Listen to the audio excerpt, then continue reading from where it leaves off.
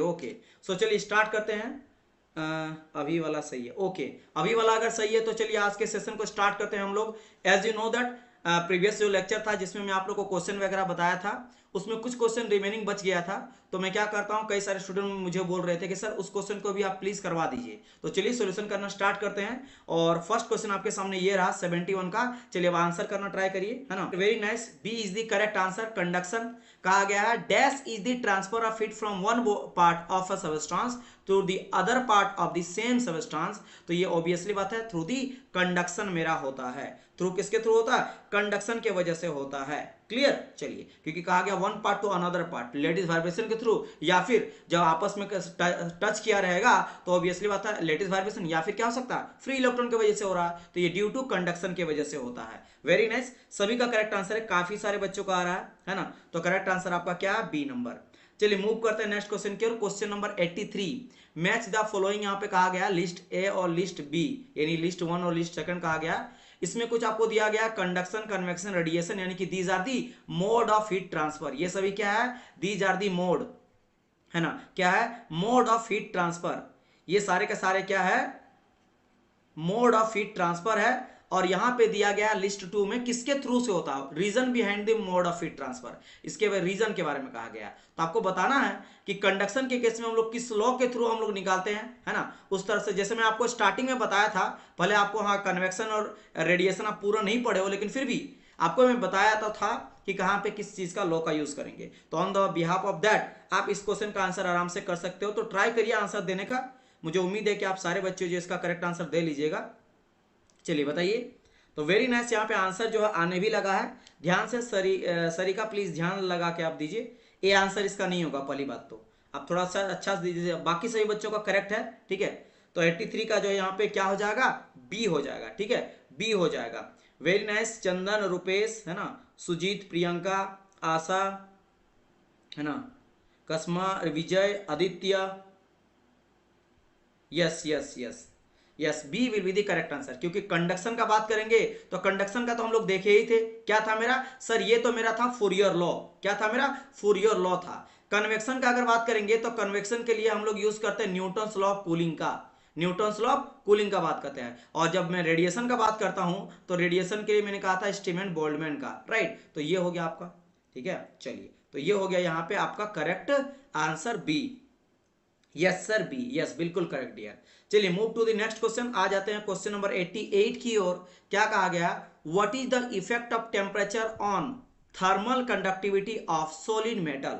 Solid metal के case में जो मेरा होता है, क्या कहा गया? Effect of temperature. अच्छा, टेम्परेचर का इफेक्ट पूछा गया है कि मेरा सॉलिड मेटल के केस में थर्मल कंडक्टिविटी कैसा होता है, बताना है। तो आप बताइए, आंसर पढ़िए और देखिए क्या इसका का आंसर हो सकता है।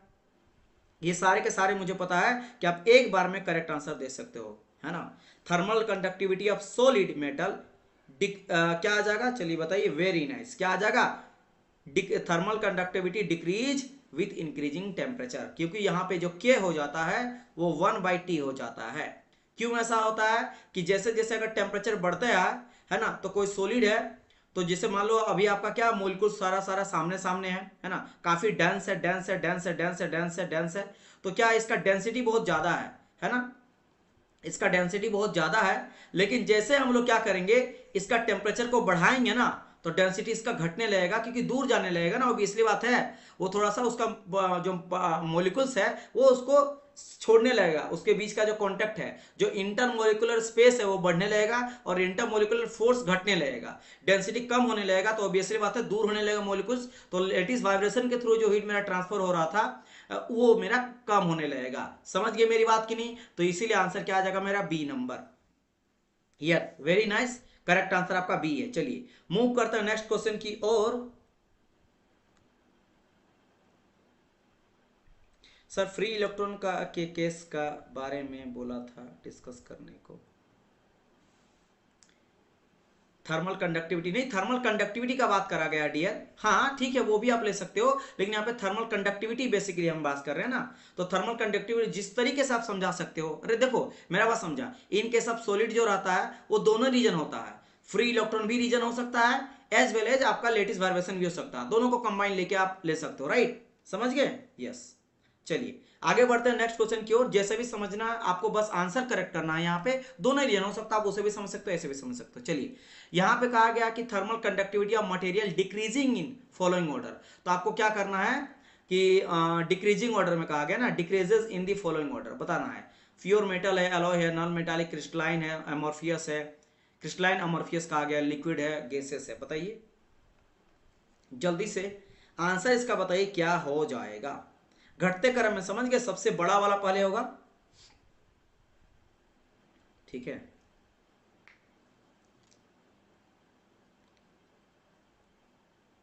यस यस यस शुभेंद्र, बिल्कुल सही बात है। टेम्परेचर राइज करेगा, फ्री इलेक्ट्रॉन भी राइज करेगा, सेम चीज है। चलिए very nice, very good. Okay तो यहाँ पे रुपेश आप बी बोले हैं डियर। पहली बात तो बी नहीं होगा, सरिका बी नहीं होगा, सुलभ शक्ति बी नहीं होगा, आशा बी नहीं होगा, ठीक है। ये सारे स्टूडेंट आपने बी क्यों कहा, थोड़ा सा देख के आंसर करो प्लीज, है ना। आपने बी आंसर आप कर रहे हो, ठीक है। प्योर मेटल होगा, प्योर मेटल के बाद यहाँ पे नॉन मेटालिक है। तो आप क्या बोल रहे हो कि नॉन मेटालिक जो है वो ज्यादा मेरा थर्मल कंडक्टिविटी होगा आपके एलॉयज वगैरह से। एलॉय आखिर तो है तो मिक्स ही ना, है ना, वो तो एलॉय है, मेटल को ही मिला के बनाया जाता है, राइट। तो उसमें तो भाई साहब ये ज्यादा होना चाहिए ना, तो समझ गए। तो ये देख सकते हो ना, एलॉय उसके बाद है, फिर नॉन मेटालिक होगा, है ना, क्रिस्टलाइन, उसके बाद अमॉर्फियस वाला होगा, फिर लिक्विड होगा, फिर गैसेस होगा। तो आंसर क्या आ जाएगा मेरा, ए नंबर। वेरी नाइस, है ना। कोई बात नहीं, थोड़ी थोड़ी गलती होता है, इसी की वजह से तो आपका समटाइम क्या हो जाता है, आपको गुस्सा अपने आप में आता है ना, कैसे जानते हुए भी एकदम मतलब इजी इजी वाली चीज में डिफिकल्ट मैंने कर लिया, मतलब बना दिया इजी चीज को, तो उसको भी ध्यान देना है। एक बार अच्छे से पढ़ लेने के बाद आपको बस ये ध्यान रखना कि मैं गलती ना करूं, है ना। चलिए heat flow from one body to the another body when there have difference heat contents, या डिफरेंट आपका रहेगा स्पेसिफिक हीट, या डिफरेंट एटॉमिक स्ट्रक्चर, या डिफरेंट टेम्परेचर। सिंपल सा रीजन पूछा गया है क्यों मेरा हीट फ्लो होता है, बताइए। एनर्जी डिफरेंस की वजह से, राइट। किसके वजह से, due to difference in energy.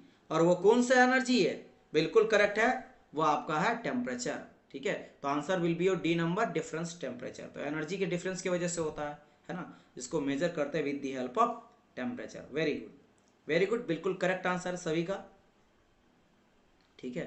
बिल्कुल करेक्ट आंसर है, बिल्कुल करेक्ट आंसर है।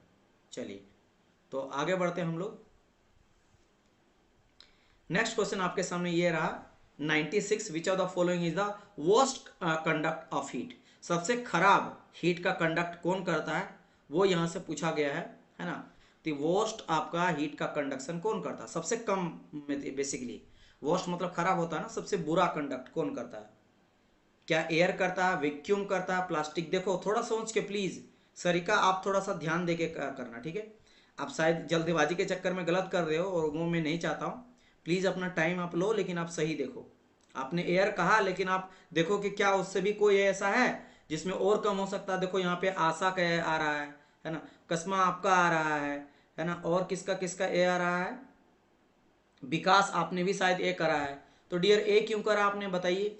ए ठीक है मान लेते, लेकिन वैक्यूम है ना डियर, यहाँ तो कुछ है ही नहीं, यहाँ तो कुछ है ही नहीं, है ना। यहाँ तो एयर है, चलो एयर में आपका क्या होता है, हीट कंडक्शन कम होता है, लेकिन एयर तो है, यहाँ तो वैक्यूम है, वो तो एयर भी गायब कर दिया, उसको भी खत्म कर दिए। तो आंसर तो वैक्यूम होगा, है ना, वैक्यूम होगा। और याद रखना वैक्यूम में जो है ना, वहां पे मेरा कंडक्शन का अगर कोई पूछा जाए तो कंडक्शन भी पूरी तरह से क्या कर दिया जाता है, ब्लॉक हो जाता है। एक थोड़ा भी मेरा heat transfer due to conduction बिल्कुल नहीं होगा।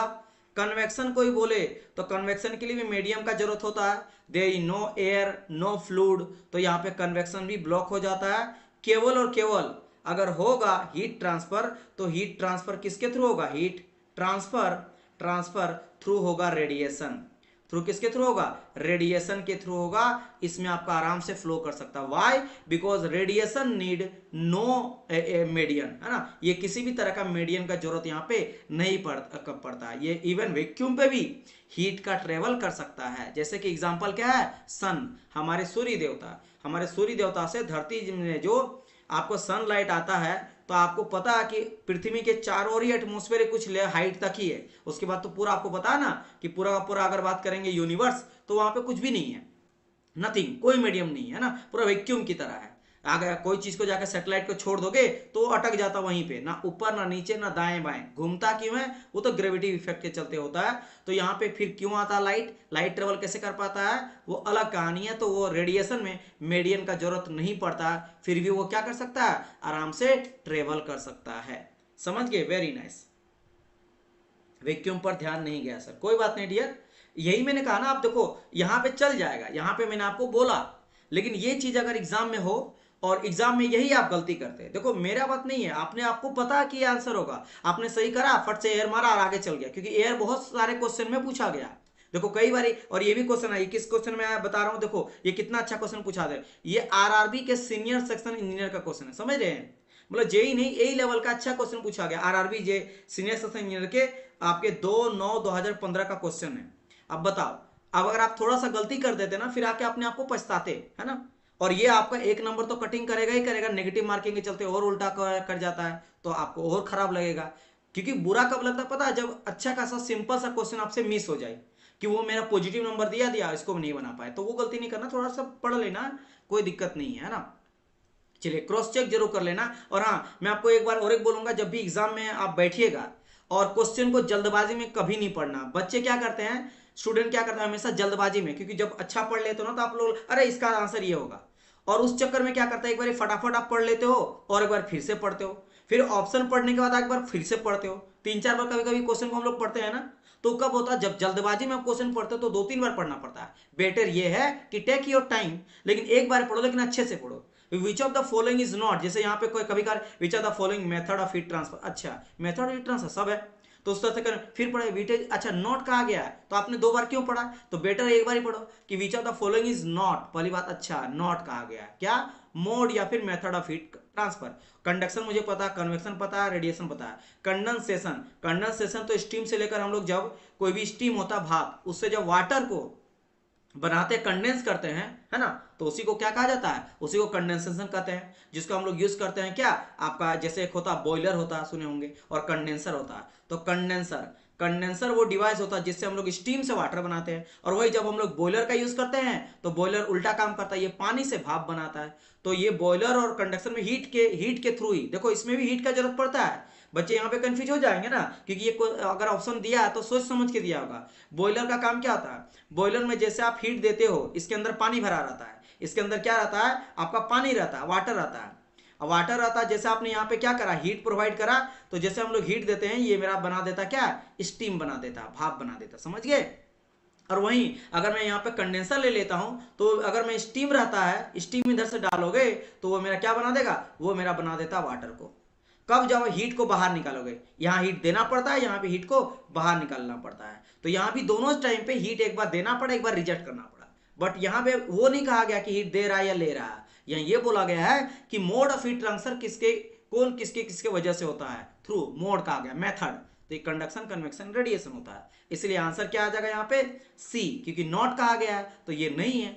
चलिए next question, heat conduction in gas is due to, heat conduction जो होता है गैसेस में किसके वजह से होता है, ये आपसे डिस्कस करना है। मैं आपको कहा था ना, गैस में भी देखो, मैंने कहा था कि जो कंडक्शन होता है, मेनली कंडक्शन आपका सॉलिड में होता है, किसमें होता है? सॉलिड में होता है, सॉलिड में। लेकिन मैंने कहा था कि थोड़ा भी नेग्लिजिबल सही, लेकिन गैस में भी होगा, बहुत कम, ना के बराबर। और मैंने आपको लिक्विड के बारे में बताया था, तो वही रीजन पूछा गया है। हाँ, थोड़ा सा घुमा के यहाँ क्वेश्चन पूछा, जो मैं आपको नहीं बताया हूँ वो अगर आपको पकड़ना तो पकड़ लोगे। देखो मैंने क्या कहा था, याद करो, गैस की वजह से कोलिजन, याद है मैंने कहा था कि इस तरह अगर गैस को मैं देखूं, और यहाँ पे मान लो मेरा ये आ रहा ठंडा गैस है और ये मेरा है गर्म गर्म, मान लो ठंडा हरा हरा कलर से दिखा देता हूँ, ये मोलिकुल्स है, और गैस का पार्टिकल्स कुछ यहाँ से जा रहा है रेड कलर का, गर्मा गर्म है। मान लो हीट सोर्स यहाँ से जब मैं देता हूँ, तो जब ये जाके आपस में टच करेगा ना, एक टाइम ऐसा जब आएगा कि दोनों ये जाके आपस में क्या करेगा, सामने सामने होगा और आपस में कोलाइड करेगा, कोलाइड करेगा। ये कोलाइड यहाँ पे किया, जिसको मैं आपको माइक्रोस्कोप से जूम करके दिखाया था, बड़ा करके यहाँ दिखाया था, जूम हो रहा। उस टाइम पीरियड में जो वहाँ पे फ्रिक्शन जनरेट कोलिजन होता है, उसी समय पे जो ड्यू टू फ्रिक्शन की वजह से, कोलिजन की वजह से ट्रांसफर होता है, वो गैस में देखने को मिलता है। बहुत कम होता है, लेकिन हाँ वही, क्योंकि उसके बाद तो वो फ्लो करने लगेगा, और फ्लो की वजह से और तो कन्वेक्शन में चल गया। तो यहाँ पे क्या आंसर होगा? डी ना dear, elastic impact. Impact basically क्या है? कोलिजन ही तो है। है ना। क्या है मेरा कोलोजन ही तो टकराव ही तो है। अब यहाँ पे कोलोजन जो होता है दो तरह का होता है, एक होता है इलास्टिक कोलोजन, एक होता है in elastic कोलोजन। In elastic means क्या होता है, जैसे इलास्टिक का मतलब क्या, रबड़ का बॉल, आप धरती में या पृथ्वी में जितना जोर से पटकोगे वो रिटर्न उतना ही वेलोसिटी के साथ और उतना ही मोमेंटम के साथ फिर से जंप करता है, जंप करते रहता करते रहता करते रहता करते रहता करते रहता, राइट।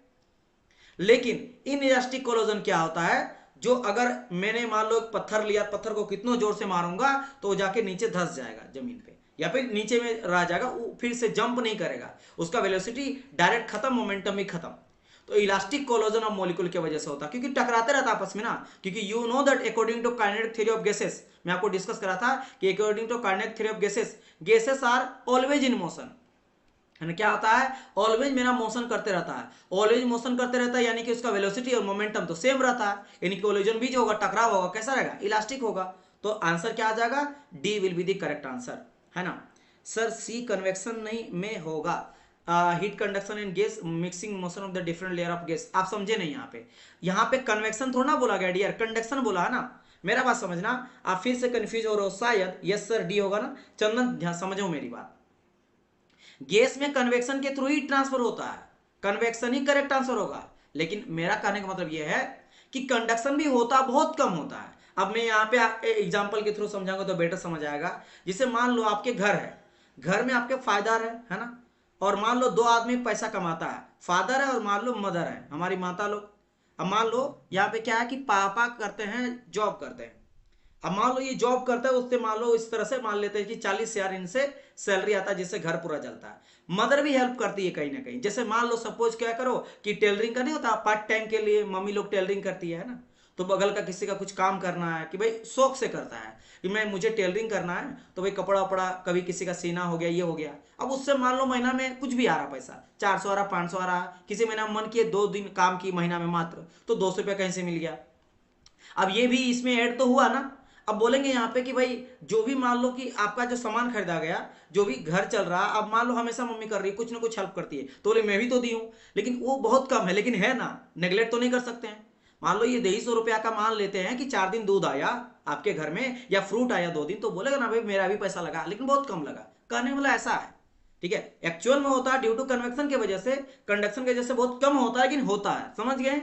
इस तरह से कुछ है, समझे कि नहीं, एग्जाम्पल समझ आया तो आप उस चीज को समझेंगे। क्योंकि भाई गैस पार्टिकल जो होता है, मान लो इधर आपका क्या बहुत ही ठंडा ठंडा गैस पार्टिकल, और नीचे मैंने यहाँ पे एक मान लो मोमबत्ती जला दिया, अब ये धीरे धीरे क्या हो रहा, गर्म हो रहा, मान लो गर्म होके कैसा हो जाएगा, ग्रीन ग्रीन हो जाएगा। अब ये जा रहा फ्लो कर रहा, फ्लो की वजह से ऑब्वियसली बात है पूरा कन्वेक्शन की वजह से ही ट्रांसफर हो रहा। लेकिन एक टाइम इनिशियल फेज में जब टकरा रहा है, तो जब टकराया वहां पे फ्रिक्शन हुआ, तो वहां देखो मोशन नहीं कर रहा है, फ्रिक्शन की वजह से, कोलोजन की वजह से हीट ट्रांसफर हो रहा, उस फ्रिक्शन ऑफ सेकंड पे, उस थोड़ा सा टाइम पे जो हीट ट्रांसफर हो कंडक्शन की वजह से, इसीलिए बहुत कम होता है, क्योंकि कंडक्शन का बात करा गया है ना, तो कंडक्शन की वजह से इलास्टिक।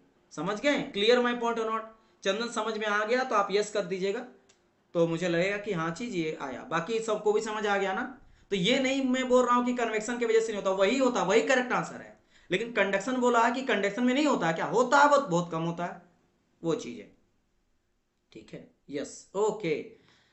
चलिए नेक्स्ट क्वेश्चन कहा गया, heat flow through the solid only by, कहा गया हीट फ्लो जो होता है थ्रू सॉलिड, सॉलिड के थ्रू से, ओनली बाय किसके थ्रू से होता है, केवल अगर मुझे सॉलिड में देखना हीट ट्रांसफर हो रहा है, तो वो कौन सा मोड है जहां पे केवल और केवल सॉलिड की वजह से हीट ट्रांसफर होता है। Clear, yes yes, okay dear. अब मैं एग्जांपल जो लिए इसका मतलब ये कतई में समझना कि फादर ही कमाते हैं और मम्मी ऐसा, कई सारे ऐसे घर में देखा हूं जहां पे मदर लोग जो है वो जॉब करती है ना, और वो कमा रही है 50,000, और हो सकता है कि फादर जो है वो हो सकता है कि किसी काम कर रहे हैं या फिर कम कमा रहे हैं, है ना, उनका योगदान है लेकिन कम है, हो सकता है वो 20,000 कमा रहे हैं, या फिर हो सकता है वो कुछ कम नहीं कमा रहे हैं, या फिर घर का बाकी चीजें काम वो देख रहे हैं, तो ऐसा भी देखने को मिलता है। मैं बस एग्जाम्पल, प्रतिशतता अब है, समाज तो है, अब क्या किया जा सकता है, मोस्ट ऑफ द केस में फादर लोग ही मतलब ऐसा यहाँ पे एकदम बिल्कुल नहीं है कि भाई फ्रीडम ऑफ स्पीच नहीं है और दिस दैट नहीं है, ये सब मत आप लोग बोलना, बस मैं कहने का मतलब मैं बोल रहा हूँ, है ना। क्योंकि हम लोग ये मानते हैं कि भाई माँ जो घर संभालती है वही बहुत बड़ा एक जॉब है, मतलब वो सबसे बड़ा जॉब है। कमाई तो अलग चीज़ है, लेकिन घर को संभालना भी बहुत बड़ा चीज़ होता है। कि कई बार ऐसा घर देखा जाता है कि बहुत इनकम आ रहा है, लेकिन सही से घर में अगर परवरिश और हर चीज़ मेंटेन नहीं किया जाए ना, तो वो चीज़ उथल पुथल मच जाता है। फिर देखो ना, आप जॉब करने के बाद जब पैसा कमाने लगते हो, फिर भी जब आप घर में अकेले रहो तो अकेले जब बैचलर जीते हैं तो कितना दिक्कत आता है हम लोग को, लेकिन वही जब आप शादी कर लेते हो फिर घर में रहते हो तो कितना प्रॉब्लम, और आप उस काम को बढ़ा सकते हो, अपने एफिशिएंट कर सकते हो, एफिशिएंसी आपका बढ़ जाता है चीज़ें, तो वो चीज़ है। चलिए, heat transfer by molecular कोलोजन is conduction convection. देखो हीट ट्रांसफर मोलिकुलर कोलोजन, तो कोलोजन के वजह से जो हीट ट्रांसफर होता है वो किस केस में आ जाता है, किस मोड ऑफ हीट ट्रांसफर में आ जाता है, कंडक्शन में, कन्वेक्शन में, रेडिएशन में, स्कैटरिंग में। फिर से वही सेम क्वेश्चन है, तो आंसर क्या आ जाएगा, वेरी नाइस, आंसर आपका हो जाएगा ए नंबर ड्यू टू कंडक्शन, यहाँ भी करेक्ट आंसर हो जाएगा, बिल्कुल सही जवाब है, इजी क्वेश्चन था। Next question, the concept of overall heat transfer is use in the, अच्छा चलो एक ना ओवरऑल हीट ट्रांसफर का भी यूज करा जाता है, वैसे तो इसको में हम लोग डिस्कस करेंगे थ्योरी में, डोंट वरी, है ना, इसके बारे में कुछ और भी चीजें देखेंगे, कन्वेक्शन में क्या क्या आता है उसका कुछ हम लोग फॉर्मूला वगैरह भी देखेंगे, डेरिवेशन भी देखेंगे, जहाँ से क्वेश्चन और बनता है, लेकिन फिर भी यहाँ पे मैं आपको बता दूंगा कि आखिर ये क्या होता है, what is the overall heat transfer, है ना, what is the overall heat transfer, इसके बारे में भी हम लोग क्या करेंगे, डिस्कस करेंगे। तो कहा गया था concept of overall heat transfer is use in heat transfer in case of conduction, convection, radiation या combined mode of heat transfer of conduction convection. Yes yes D, याद रखना, मैं बता देता हूं आगे चलकर हम लोग पढ़ेंगे, जब आपका कंडक्शन और कन्वेक्शन ये दोनों मिल जाता है ना, तब उसको कहा जाता है ओवरऑल हीट ट्रांसफर। क्या कहा जाता है, उसको कहा जाता है ओवरऑल हीट ट्रांसफर, ठीक है, जब दोनों का वैल्यू हम लोग देखते हैं। अब ये कहां पे होता है, जैसे सपोज करो एक आपका वॉल है, इस तरह से दीवार है, या कोई सिलेंड्रिकल आपका इस तरह से लोहा का भी हॉलो है या जैसा भी है ना, ये मान लो हॉलो में ले लिया, बीच में हॉलो है, या फिर सॉलिड भी है, पूरा पूरा सॉलिड का सॉलिड है, पूरा सॉलिड है ना, बीच में मतलब खाली नहीं है, हॉलो स्पेस नहीं है। आप यहाँ पे देखोगे, यहाँ जो हो रहा है एयर के थ्रू आ रहा, तो यहाँ तो आपका कन्वेक्शन हो रहा, राइट, कन्वेक्शन हो रहा, इधर भी आपका कन्वेक्शन हो रहा, कन्वेक्शन के थ्रू आपका हीट ट्रांसफर हो रहा है ना, राइट, लेकिन अंदर में क्या हो रहा है, आपका कंडक्शन हो रहा।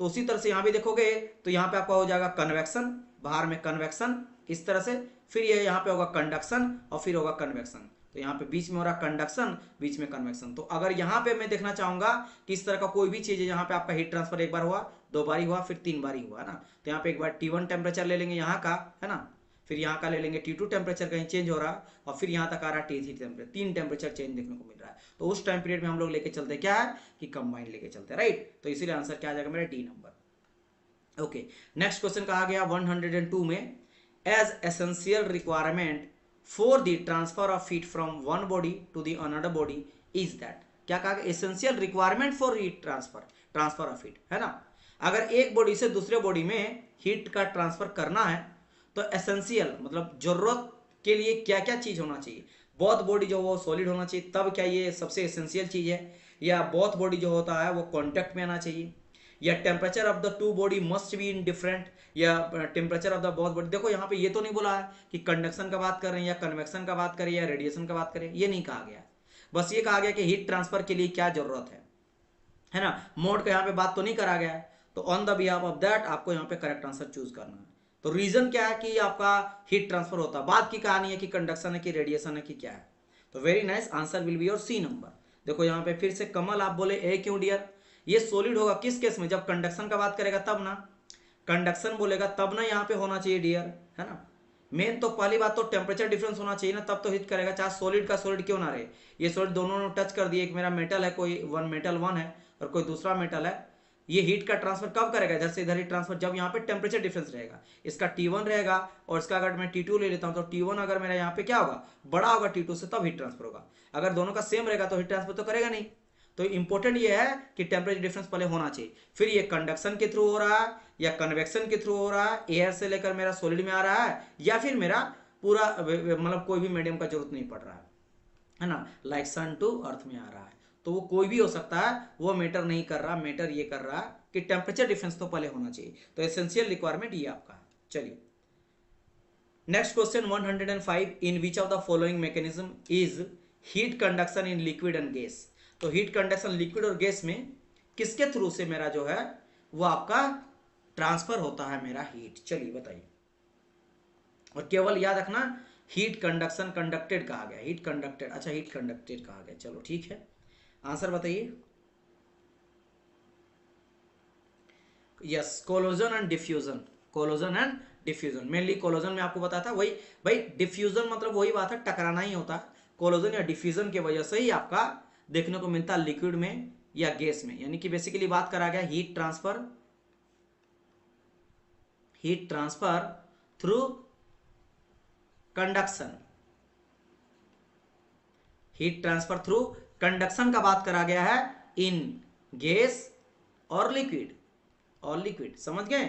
चलिए, क्योंकि इन दोनों का अगर बात करा जाए तो सॉलिड में देखा जाता है, और डी नंबर बोला नो हीट कंडक्टेड, ऐसा तो होता नहीं, कम होता लेकिन होता तो है।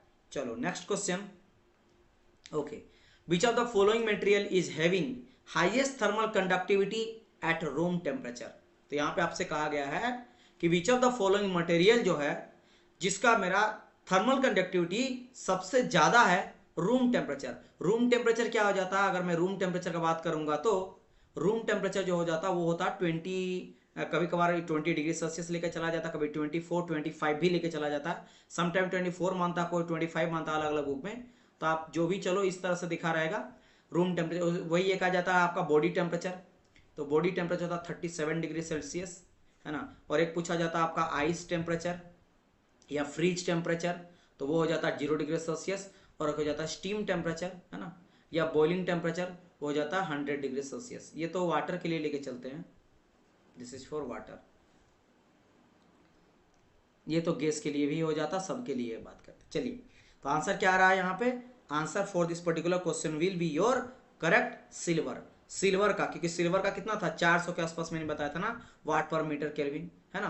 तो ये 400 या 405 भी सम टाइम आता है, 400 से लेकर 405 कुछ भी रहेगा, तो ये हो जाएगा इसका। समझ गए मेरी बात की नहीं। चलिए, गोल्ड का 300 के आसपास होता है, 300 से लेकर आपको 315 के आसपास देखने को अगर मिलेगा वाट पर मीटर केल्विन, तो वो गोल्ड का देखने को मिलता है। ठीक है, कॉपर को तो मैंने बताया था, ये भी आपका 400 से थोड़ा कम रहता, 385 के आसपास, 350 लेकर 385 आपका ये आपको देखने को मिलेगा।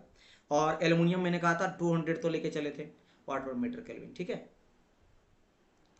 चलो गोल्ड का yes 371, you can say that, ये वेरी करता डियर, है ना। यस ये आपका कभी कभार ये 375 भी बोला जाता है समटाइम, लेकिन याद रखना कि 385 से कम रहेगा। बस ये ध्यान रखना कि गोल्ड का आप 300 से लेकर आप 300 आप बस 80-85 से कम ही रखना, इससे कम रखना, इसके ज्यादा मत करना, क्योंकि कॉपर का फिर आ जाता है, इस चीज का ध्यान रखना। यस, सिल्वर का 400, ऐसे याद कर लो ना कि एल्युमिनियम 200, गोल्ड आपका 300, कॉपर आपका हो गया 385 के आसपास, एंड सिल्वर 400 के आसपास। Okay, next question 107 the thermal conductivity of solid metal with rise in temperature normally. तो कहा गया कि सॉलिड का बात करा। चलो ये तो क्वेश्चन अभी हम लोग लगा चुके हैं, जल्दी से आंसर बता दो। देखो 2-3 केस ध्यान रखना, अगर कोई बोले थर्मल कंडक्टिविटी यानी के, बिल्कुल करेक्ट है सबका, मैं बिना देखे आपको बोल देता हूं आंसर क्या जगह है, सभी आप लोग सही बोले होंगे, बी डिक्रीज करेगा। थर्मल कंडक्टिविटी अगर मेटल का कहा जाए तो ध्यान रखना K is inversely proportional to temperature, ये याद रख लेना। ठीक है, अच्छा वहीं अगर बात करेंगे के जो है ना, वो अगर मैं नॉन मेटल का बात करता हूँ, किसका, नॉन मेटल का या फिर सेमी कंडक्टर का, तो इसका ध्यान रखना ये जो हो जाता है डायरेक्टली प्रोपोर्शनल टू हो जाता है। ठीक है, और अगर मैं बात कर लेता किसका, के ऑफ गैस का, तो गैस जो हो जाता है ये आपका रूट अंडर, बेसिकली ये तो आप लोग को पता ही है, लेकिन ये क्या आ जाता है, ये हो जाता है directly proportional to root under T upon root under M. ये बेसिकली रिलेशन पूरा बनता है ना, जहां पे टी मेरा होता है एब्सोल्यूट टेम्परेचर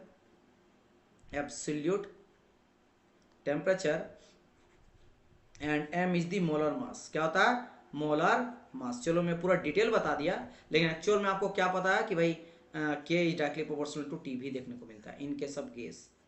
तो ये कुछ है नॉन मेटालिक का, सेमीकंडक्टर का और मेटल का, सब बता दिया गया, तो ध्यान रखने वाली बात है। चलो next question, with range in temperature thermal conductivity solid matter. देखो कितना बार पूछा गया, ये अलग अलग एग्जाम में पूछा, और मैं आपको बता दूं ये क्वेश्चन जो था ना इससे पहले ये आपका जेई का था। ठीक है, और अगर मैं इस क्वेश्चन का बात करता हूँ ना, तो ये आपको पूछा गया एमपी सब इंजीनियर में, है ना, एमपी सब इंजीनियर में। तो अलग अलग एग्जाम में पूछा गया, मैं आपको वैरायटी दिखा रहा हूँ। देखो एक ही क्वेश्चन को 10 तरीके से पूछने का इन लोग का तरीका रहता है, तो आपको भाई कि कहीं से भी क्या करना है, गलतियां नहीं करना, आपको करेक्ट आंसर लगा के आगे बढ़ना है। समझ गए। चलिए okay next question. Okay so यहां तक जो है ना वो सारे क्वेश्चन हम लोग लगा चुके, मतलब ये सारे क्वेश्चन कौन से क्वेश्चन है, ये सारे क्वेश्चन वो है जो हम लोग डिस्कस किए थे on the basis of first and second lecture, है ना। हम लोग का जो थ्योरी लेक्चर का अगर बात करता हूं, मैंने आप लोग को फर्स्ट लिया था theory lecture and second theory lecture. इन दोनों लेक्चर लेने के बाद का जो एमसीक्यू है, एमसीक्यू आपका पार्ट 1 आया था, है ना। और उसके बाद ये आपका हो जाएगा this is the second lecture, है ना, this is the second MCQ lecture. किससे? आपका फर्स्ट एंड सेकंड लेक्चर के थ्योरी के बेसिस पे, फर्स्ट एंड सेकंड लेक्चर के थ्योरी के बेसिस पे 2 एमसीक्यू था, राइट। अब जो मैं आप लोगों को क्वेश्चन पूछने वाला हूं, ये मैं जो थर्ड लेक्चर लिया हूं, है ना, जो मैं थर्ड लेक्चर लिया हूं आप लोग का थ्योरी का, किसका? थ्योरी का थर्ड लेक्चर लिया हूं, इसका आप लोग का एमसीक्यू स्टार्ट होने वाला है, उसका एमसीक्यू अब स्टार्ट होने वाला, समझ गए, है ना। क्योंकि ये आपका 2 थ्योरी था, अभी तक 3 थ्योरी आ चुका है, तो ये पहला 2 थ्योरी का आपका पहला पार्ट हो चुका था, सेकंड पार्ट हो गया, वो पार्ट पूरा क्लियर हो गया। अब जो थर्ड लेक्चर में मैं बहुत सारी चीजें और भी बताया था, जैसे हम लोग बात किए थे Fourier law of heat conduction के बारे में, है ना। Fourier law of heat conduction के बारे में मैंने आपको समझाया था, उसका हम लोग डेरिवेशन देखे थे, डेरिवेशन के थ्रू फाइनल जो रिजल्ट आया था Q equal to heat transfer rate equal to क्या आया था, आप लोग को याद होगा कि डायरेक्टली प्रोपोर्शनल टू क्या था, K था मेरा, है ना, क्या था, KA था, एंड टेम्परेचर डिफरेंस था, है ना, डेल टी था, और नीचे में था B, उसका विड्थ था, जिसको हम लोग किसके किए थे, हम लोग किए थे थर्मल रेजिस्टेंस के बेसिस में, जहां पे थर्मल रेजिस्टेंस हम लोग देखे थे, रिलेट किए थे किसके साथ, रेजिस्टेंस हम लोग डिस्कस किए थे जो आपका इलेक्ट्रिकल रेजिस्टेंस होता है। इलेक्ट्रिकल रेजिस्टेंस क्या होता है कि सर जी पोटेंशियल डिफरेंस अपन हम लोग लेते हैं, एक सेकंड, करंट इक्वल टू लिए थे, है ना, करंट इक्वल टू हम लोग निकालते थे, तो यहां से हम लोग लेके चले थे, उसी तरह से यहां से हम लोग लेके चले थे, राइट। तो उसी से हम लोग कंपेयर करके यहां पे निकाले थे, और मुझे क्या पता चला था कि RTH इक्वल टू क्या आ जाता डियर स्टूडेंट, हम लोग लेके चले थे कि इसको पूरा ऊपर में आएगा चेंज इन टेम्परेचर DT, और नीचे में पूरा का पूरा RTH लेके चलते थे, है ना, RTH लेके चलते थे, ठीक है। तो वही हम लोग पूरा यहाँ पे डिस्कस करेंगे, जो किया जाता था मेरा क्या, यहाँ पे K, एक सेकंड, DT नहीं Q लेके चलते थे, यहाँ पे RTH निकालेंगे तो क्या आ जाएगा, यहाँ आ जाएगा B अपॉन KA, तो B upon KA is the thermal resistance. तो इसके ऊपर हम लोग आज क्वेश्चन अब लगाने वाले हैं। Sir K of liquid also inversely proportional, मैंने तो बता दिया ना डियर लिक्विड,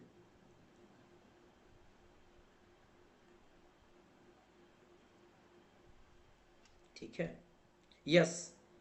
आप ये पूछ रहे हो ना, देखो आप पूछ रहे हो कि सर के जो होता है वो लिक्विड के लिए क्या आता है, तो के लिक्विड के लिए भी आपका इन्वर्सली प्रोपोर्शनल टू टेम्परेचर होता है, समझ गए। शायद मैं लिक्विड के बारे में नहीं बोला था क्या यहाँ पे, अच्छा ठीक है, तो लिक्विड के बारे में भी जान लो, इन्वर्सली प्रोपोर्शनल होता है, क्लियर हो गया आपका, क्लियर हो गया, ठीक है। और कभी कभी आपको मोलिकुलर पूछते, तो मैंने कहा था 1/√m, मैंने मोलिकुलर जो मास होता है वही इन्वर्सली होता है, मोलिकुलर मास जैसे से बढ़ेगा थर्मल कंडक्टिविटी घटेगा, और मोलिकुलर मास अगर मेरा घट रहा है तो मेरा थर्मल कंडक्टिविटी बढ़ रहा है, चलो क्लियर, ओके। सो नाउ तो आज अभी जो हम लोग क्वेश्चन लगाने वाले हैं वो आप लोग का जो थर्ड लेक्चर आप लोग का थ्योरी का, जिसमें हम लोग Fourier law of heat conduction के बारे में डिस्कस किए थे, उसका डेरिवेशन जो हम लोग देखे थे, हीट ट्रांसफर रेट क्या आया था मेरा स्लेब का, है ना, उससे रिलेटेड यहाँ पे मैं कुछ क्वेश्चन लाया, न्यूमेरिकल बेस्ड क्वेश्चन आओ, which is very simple, put the value get the answer वाला है। बस आपको ये देखना है कि वैल्यू वगैरह क्या दिया है, एंड आपको जो फॉर्मूला पता है उस फॉर्मूला में यहाँ पे वैल्यू पुट कर दो, और वैल्यू पुट करके आप आराम से निकाल सकते हो। आपको बस इसके लिए एक चीज ध्यान रखना है कि किसी का भाई हीट ट्रांसफर रेट निकालेंगे तो मैंने कहा था ऊपर में लेना चेंज इन टेम्परेचर, जो भी टेम्परेचर चेंज हो रहा है, और नीचे में आपको RTH लेना है, RTH is the thermal resistance. अब ये कोई भी स्लेब रहा तो स्लेब रहा, कर्व बॉडी रहा कर्व है, होलोस्फीयर है आपका होलोस्फीयर है या स्फीयर है ना, जो भी है ये याद रखना। अब RTH में सबके लिए आपको बताया था, है ना, सबके लिए बेसिकली अभी तो हम लोग केवल फ्लैट स्लैब का देखे थे या स्लैब का देखे थे, तो उसके बिहाफ में आपको इस क्वेश्चन का आंसर लगाना है। तो चलिए बताइए इस पर्टिकुलर क्वेश्चन का आंसर मेरा क्या हो जाएगा, what will be the correct answer for this particular question. चलिए वेरी नाइस, यहाँ पे करेक्ट आंसर आने भी लगा है, very good very good very nice, क्या बात है। रुपेश बिल्कुल आपका करेक्ट है डियर, डियोक्लाइव करेक्ट है, शुभेंद्र करेक्ट है, प्रियंका करेक्ट है, सरिका करेक्ट है, चलिए वेरी नाइस, सुजीत, चंदू, सुलभ शक्ति बिल्कुल करेक्ट जवाब है। क्यों भाई साहब, देखो क्या कहा गया, प्लेन वॉल है, एक मेरा क्या है इस तरह से वॉल है, जो कि प्लेन वॉल है, जिसका थिकनेस दिया गया 25 mm, तो 25 mm का थिकनेस दिया। पहली बात तो आपको एक चीज ध्यान रखना है क्या, कि सर ये जो मेरा थिकनेस दिया गया ये सेंटीमीटर में देना है, आपका दिया गया है, और आपको यहाँ पे यूनिट जो दिया है वाट, ये आपका एसआई यूनिट होता है, एसआई यूनिट होता है हीट ट्रांसफर रेट का, राइट। जैसे हम लोग पावर का देखते हैं वाट होता है एसआई यूनिट, तो आपको यहाँ पे एसआई मीटर में कन्वर्ट करना है, यानी कि थिकनेस को आपको लेना है क्या 0.25 मीटर। पहला तो ये गलती करता, तो पहले आप हमेशा सारी यूनिट को एसआई यूनिट में कन्वर्ट कर दो। अच्छा, फिर क्या कहा गया, एरिया, इसका एरिया होगा कुछ ना कुछ, तो एरिया यहाँ पे दे दिया गया कितना 1 मीटर स्क्वायर, ठीक है। एज थर्मल कंडक्टिविटी इस जो भी मेरा यहाँ पे है प्लेन वॉल, इसका थर्मल कंडक्टिविटी कितना दिया है 0.5। क्या यूनिट में कोई गड़बड़ है, वाट पर मीटर केल्विन, नहीं, बिल्कुल सही है, रहने दो। इफ द टेम्परेचर डिफरेंस, देखो डिफरेंस दे दिया गया यहाँ पे, यानी कि आपको यहाँ पे डेल्टी दिया है या फिर dt बोल सकते हो। dt कितना दिया है 60 दिया है, डिफरेंस दिया है। डिफरेंस जब भी डिफरेंस रहता है तो इसको केल्विन में कन्वर्ट करने का जरूरत बिल्कुल भी नहीं है ना। Impose across it what is the heat flow, तो हीट फ्लो आपको क्या पता है, तो हीट फ्लो क्या आ जाता है, तो वी नो दैट सर कि हीट फ्लो इक्वल टू क्या आ जाता है के ए, फ्लैट स्लैब के लिए के ए है ना, या स्लैब के लिए dt अपॉन बी, राइट। तो हम लोग यहाँ पे क्या करेंगे, कुछ नहीं, वैल्यू पुट करेंगे तो 0.5 आ जाएगा यहाँ पे, राइट, जो कि है मेरा यहाँ पे कंडक्टिविटी। फिर एरिया का अगर बात करते हैं तो 1 दिया गया मीटर स्क्वायर में, यहाँ पे टेम्परेचर जो 60 दिया गया है, और नीचे में बी 0.25 निकाल दिए, बस खेल खत्म है ना। पॉइंट को हटाओगे यहाँ पे क्या आ जाएगा, डबल जीरो आ जाएगा, ये पॉइंट को हटाओगे यहाँ पे एक नीचे जीरो आ जाएगा, सिंगल जीरो, तो फिर क्या करोगे 5 25 25, ये कट जाएगा, फिर ये एक जीरो से एक जीरो खत्म हो गया, 5 दूनी के 10 और 60 दूनी के 120। तो बस एकदम देखो कितना बच्चा वाला है, आपको कैलकुलेशन करने का भी जरूरत नहीं था, मैं आपको समझा रहा हूँ कि कैसे बनना है, ताकि हर एक बच्चे को इसको समझ आए, किसी को ये ना लगे कि सर समझ मुझे नहीं आया, मैं एकदम बेसिक से ही चलूंगा, मेरा काम है बेसिक से चलना, आपको फास्ट बनाना, ठीक है। क्योंकि मैं यहाँ पे टेस्ट तो नहीं दे रहा हूँ, मैं आपको समझा रहा हूँ, तो मैं स्लो ही लेके चलूंगा ताकि सबको क्लियरिटी हो, जिसको समझ आ रहा है उसको भी, जिसको नहीं आ रहा उसको भी। चलिए, तो यहाँ से क्या आ गया 60 दूनी के 120 आ गया, और ऑब्वियसली बात है यू नो दैट क्यू क्या होता है, Q is your heat transfer rate, जो जिसका यूनिट हो जाता है मेरा वाट, क्या जाता है मेरा वाट इज द यूनिट, समझ गए। चलिए नेक्स्ट क्वेश्चन, एक ये सॉल्यूशन मैं आप लोगों को करवा दिया हूं, क्योंकि मैं शुरू में ही सॉल्यूशन सबका करके रखा हूं, क्यों, क्योंकि जब आप पीडीएफ मिलेगा ना, मैं तुरंत शेयर करूंगा अभी, तो मिल जाना चाहिए सॉल्यूशन के साथ, क्योंकि कई सारे स्टूडेंट मेरे को बोले हैं कि देखो क्या है, थ्योरेटिकल का मैं आंसर आपका नहीं करूंगा, ठीक है, जो भी थ्योरेटिकल रहेगा उसका आंसर मैं लिख के नहीं दूंगा, लेकिन हाँ न्यूमेरिकल का दूंगा, लेकिन न्यूमेरिकल में कभी कभार क्या हो जाता है कि आप कंफ्यूजन हो सकता है, इसलिए आंसर के साथ आपको मिल जाएगा सॉल्यूशन, ठीक है, बिल्कुल टेंशन ना लो। Sir difference in temperature degree Celsius temperature में केल्विन देन क्यू का यूनिट सेम नहीं आता है, नहीं उससे कोई, मैं बता रहा हूँ ऐसा क्यों करते हैं। जैसा आप बोलोगे कि सर डिफरेंस हम लोग यहाँ पे डिग्री सेल्सियस लेके चले, और हम लोग जो टेम्परेचर लेते हैं एब्सोल्यूट टेम्परेचर केल्विन में लेके चलते हैं, तो यहाँ पे यूनिट में कन्वर्ट, देखो होता क्या है ना, जैसे अगर को मैं बोल दूंगा 100 डिग्री सेल्सियस और मैं बोल दूंगा एक 200 डिग्री सेल्सियस, तो इसका डिफरेंट dt अगर निकालेंगे तो 200 माइनस 100 कर देंगे, तो 200 माइनस 100 क्या आ जाएगा, अगर मैं डिग्री सेल्सियस ही लेके चला हूं तो 100 डिग्री सेल्सियस आ गया। लेकिन अगर मैं बोला ये केल्विन में है, ये भी केल्विन में है, और अब मैं बोला dt equal to 200 kelvin minus 100 kelvin, तो घुमा फिरा के ये आएगा 100 केल्विन ही, तो इससे कोई फर्क नहीं पड़ता कि यहाँ पे डिग्री केल्विन लिए सेल्सियस लिए, तो आप कुछ भी ले सकते हो, या आपका केल्विन में भी अगर आंसर आएगा तो कोई दिक्कत नहीं होता। हाँ जब वैल्यू अलग है तब, जैसे ये बोल दिया जाए डिफरेंस ना देखे, ये बोल देगा T1 आपका है, ये T2 है कुछ अलग, तब आपका ये चीज है, तो डिफरेंस आपको ध्यान रखना, डिफरेंस के केस में कोई दिक्कत नहीं आता, लेकिन एक टेम्परेचर दिया है तब आपको यहाँ पे ध्यान देना है, केल्विन में कन्वर्ट करना पड़ेगा 273 को ऐड करके। यस डिफरेंस किसी भी यूनिट का सेम रहेगा, मतलब ये कि इंसुलेटिंग मटेरियल का क्वेश्चन था,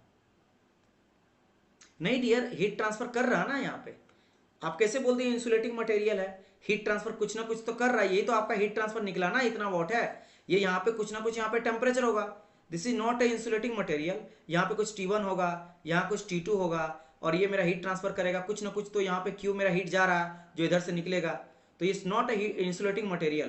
देखो कहा गया प्लेन वॉल है जिसका थिकनेस दे दिया गया है, एरिया आपका दिया गया है, थर्मल कंडक्टिविटी दिया है ना, थर्मल कंडक्टिविटी मतलब क्या, ये हीट को कंडक्ट कर रहा है, हीट को पास कर रहा है, समझ गए, हीट को अपने से पार कर रहा है, जिसका टेम्परेचर डिफरेंस दिया गया, तो ये आप नहीं बोल सकते ये इट्स ए इंसुलेटिंग मटेरियल, है ना। हाँ के काफी कम है, समझ सकते हो, हाँ ये ऐसे, अच्छा उस बेसिस में बोल सकते हो, डन सही है। हाँ तो आप ऐसे बोल सकते हो ना कि इंसुलेटिंग मटेरियल डायरेक्ट अगर बोल देंगे तो वो चीज है, आप ये बोल सकते हो नॉन मेटालिक वगैरह है, जिसका जो थर्मल कंडक्टिविटी कम है, लेकिन इंसुलेटिंग कंप्लीट नहीं बोल सकते ना, मुझे लगा आप बोल रहे हो पूरी तरह से ये इंसुलेटर है क्या, इंसुलेटर है क्या जो हीट को कंडक्ट ही नहीं करता है। हाँ बिल्कुल वो बात सही है, काफी कम है, उसका मतलब ये है कि ये आपका नॉन मेटालिक वगैरह में आ जाएगा। चलिए आगे बढ़ते हैं नेक्स्ट क्वेश्चन। चलो और एक क्वेश्चन आप लोग को के लिए है, इसका सॉल्यूशन यहाँ पे आपका देखो, मैं यहाँ पे क्या कर रहा समझो, जब आपको पीडीएफ मिलेगा ना, किस तरह से पीडीएफ मिलेगा, ये पूरा हट जाएगा, ये पूरा हट जाएगा। देखो मैं दोनों तरह का रख दिया हूँ, क्योंकि कुछ स्टूडेंट क्या बोलेंगे, सर जी सॉल्यूशन मुझे नहीं चाहिए क्योंकि हम लोग को बाद में प्रैक्टिस करना है, तो आपके पास ये भी ऑप्शन रहेगा। देखो मैं आपके लिए बहुत मेहनत करता हूँ, ये आपको मानना पड़ेगा।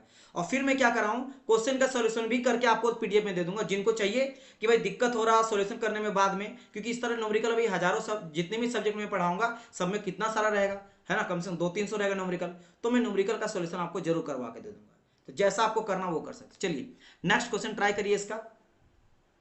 जी sir thank you, okay welcome dear welcome. चलिए अब इस क्वेश्चन को ट्राई करिए। इसमें देखो क्या क्वेश्चन कहा गया, कहा inner surface of the plane brick wall is 60 degree and outer surface is 35। तो वही बात है, एक वॉल लिया गया है ना, समझ गए, एक वॉल लिया गया। तो मैं एक सॉल्यूशन करता हूं यहाँ पे। Okay welcome dear welcome Priyanka Surendra. चलिए तो देखो ये मान लो कैसा है, ऐसा कुछ वॉल है जिसका इनर आउटर का ये है, और एक सेकंड क्या इनर सरफेस है ना, इनर सरफेस का, तो इनर सरफेस का अंदर का मान लेते हैं, अंदर का जो है यहाँ का टेम्परेचर है कुछ कितना 60 डिग्री सेंटीग्रेड है, एंड आउटर मान लो ये बाहर जब हो रहा था इसका 35 डिग्री से कम है, तो ऑब्वियसली बात है T1 होगा, ये T2 होगा। ठीक है, कहा गया calculate the rate of heat transfer rate. अच्छा यहाँ पे किसी को समझ आ रहा है क्या बोला गया, कहा गया ध्यान दो, यहाँ कहा गया रेट ऑफ हीट ट्रांसफर पर मीटर स्क्वायर, मतलब रेट ऑफ हीट ट्रांसफर पर मीटर स्क्वायर। तो ये क्या होता है, this is called your heat flux. तो देखो कई बार आपको डायरेक्ट बोल देगा कि हीट फ्लक्स निकालो, लेकिन यहां पे देखो आपको डायरेक्ट कहा गया क्या है कि आपका heat transfer per unit area. अच्छा यहां से और एक जगह से पकड़ सकते हो, आंसर देखो सबका आपको पता है कि हीट ट्रांसफर रेट का यूनिट क्या आ जाता है, वाट हो जाता है, वाट में लेते हैं, लेकिन देखो यूनिट क्या दिया गया वाट पर मीटर स्क्वायर। तो वाट पर मीटर स्क्वायर कब आएगा, जब एरिया से आप डिवाइड करेंगे, और जैसे एरिया से डिवाइड करेंगे ये क्या आ जाता है मेरा हीट फ्लक्स। तो बात यही है कि बोले ना बोले आपको यूनिट से पकड़ना कि बोलना क्या चाह रहा है। बिल्कुल करेक्ट जवाब है 100%। रुपेश, कमल, शुभेंद्र, प्रियंका, है ना, बिल्कुल करेक्ट है डियर, सरिका एंड डियोक लाइफ एवरीवन, सभी का करेक्ट आंसर है। Answer will be your D number 57.95, बिल्कुल करेक्ट है। चलो डिस्कस कर लेता हूं मैं यहाँ पे, चलो इसको हटा देता हूं मैं। तो कहा गया एरिया ऑफ दी वॉल, जिसका थिकनेस आपको दे दिया गया यहाँ पे, है ना, इसका थिकनेस जो दिया गया है वो क्या दिया है, देखो यहाँ पे बस एक चीज क्या कन्वर्ट करना बता, तो यही इसी को कन्वर्ट करना mm में है। अब आपको पता कि 1 mm इक्वल टू क्या हो जाता है, 1000 आपका मीटर आ जाता है, 1000 मीटर। तो 1000 से डिवाइड इसको करना। अच्छा इससे पहले क्या था मैं बता देता हूँ थोड़ा सा, इससे पहले देखो ये आपका सेंटीमीटर में था, तो सेंटीमीटर क्या होता है, एक मीटर अगर बात करा जाए तो 1 मीटर बराबर 100 आपका सेंटीमीटर होता है। तो 100 से डिवाइड किए थे हम लोग, किससे किए थे, 100 से डिवाइड, तो जीरो के दो उधर चल गए, 1 2 तो पॉइंट आ गया। और ये भी आपको एकदम बता देता हूँ, किसी को अगर कंफ्यूजन हो जाता है कि सर 25 सेंटीमीटर है, इसको हम लोग कैसे 100 से डिवाइड अगर करेंगे तो कितना जीरो पीछे जाएगा, कुछ नहीं है, जितना जीरो रहता ना उतना पीछे करके एक डॉट डाल देना, पॉइंट डाल देना। तो 2 जीरो है ना, तो 5 पहला जीरो के लिए, 2 दूसरा जीरो के लिए, बस खत्म हो गया जीरो, इसके आगे जीरो डाल दो। जैसे यहाँ पे चूंकि मीटर है, मीटर से mm में डायरेक्ट मीटर जाना था, 1000 से डिवाइड, तो 2 टू आपका 2 2 जीरो इंटू 1000 करना पड़ेगा, तो 3 जीरो है ना, तो 1 2 3 तीनों जीरो खत्म, तो यहाँ पे डॉट डाल दिए, बस सिंपल सिंपल। तो ये सभी कुछ है जिनको अगर थोड़ा बहुत ये सब चीज में कंफ्यूजन अगर आपको होता है तो वो भी मैं आपको हिंट करते हुए चलता हूं। तो क्या आ जाएगा, थिकनेस हो गया मेरा पर 0.220 मीटर, ठीक है, समझ गए। अच्छा अच्छी बात है, अगर रहेगा तब तो बहुत बढ़िया बात है। फिर भी आप जरूरी नहीं है कि हर एक जगह पे आप KLC यूज करो, है ना, जहां पे जरूरत नहीं है वहां पे क्यों करना फालतू का टाइम वेस्ट, है ना, वो सबसे टाइम आपका वेस्ट ही होता है। तो बस यहाँ पे ये चीज निकल गया, दैट्स इट, खत्म कहानी। तो मुझे फिर निकालना है, तो Q इक्वल टू जानते क्या, स्लैब के लिए वही KSR and DT, change in temperature. अच्छा यहाँ पे क्या दिया गया, द थर्मल कंडक्टिविटी, अच्छा ये चीज दिया गया KSR and T1 minus T2 है, अपन B आ जाता। तो मुझे यहाँ पे Q बाई A निकालना, तो Q बाई A निकालना, तो Q बाई इक्वल टू क्या निकला, K into T1 minus T2 अपन B निकालना, बस ये निकालना। तो बस put the value get the answer. तो K का वैल्यू आपका 0.51 है, ठीक है, वाट पर मीटर केल्विन सेल्सियस दिया, कोई दिक्कत नहीं है, रहने दो, है ना। फिर यहाँ पे क्या है, ओके T1 60 है, T2 35 है, और नीचे में B थिकनेस कितना आया 0.220, बस दैट्स इट। इसको बस आपको कैलकुलेट करना, इजी तरीके से इसका कैलकुलेट करोगे, विल गेट दी आंसर। और आंसर जैसे सारे बच्चे बोले हैं डी आ जाएगा 57.95, वेरी गुड। चलिए move to the next question. देखो इसका भी थ्योरी में करवा दिया हूँ, बिल्कुल टेंशन ना लेना आप लोग, A to Z यहाँ पे मेंशन कर दिया गया है, डोंट वरी। चलिए देखो यहाँ पे लिख भी दिया गया हीट पर मीटर स्क्वायर, यानी कि that is your heat flux. Okay next question देखो, ये this is the last question, this is the last question. In 3 question को कर लोगे तो आपका प्रैक्टिस बहुत अच्छा हो जाएगा, फिर आप बिल्कुल भी नहीं फंसोगे। चलिए इस क्वेश्चन का आंसर बताइए क्या हो जाएगा।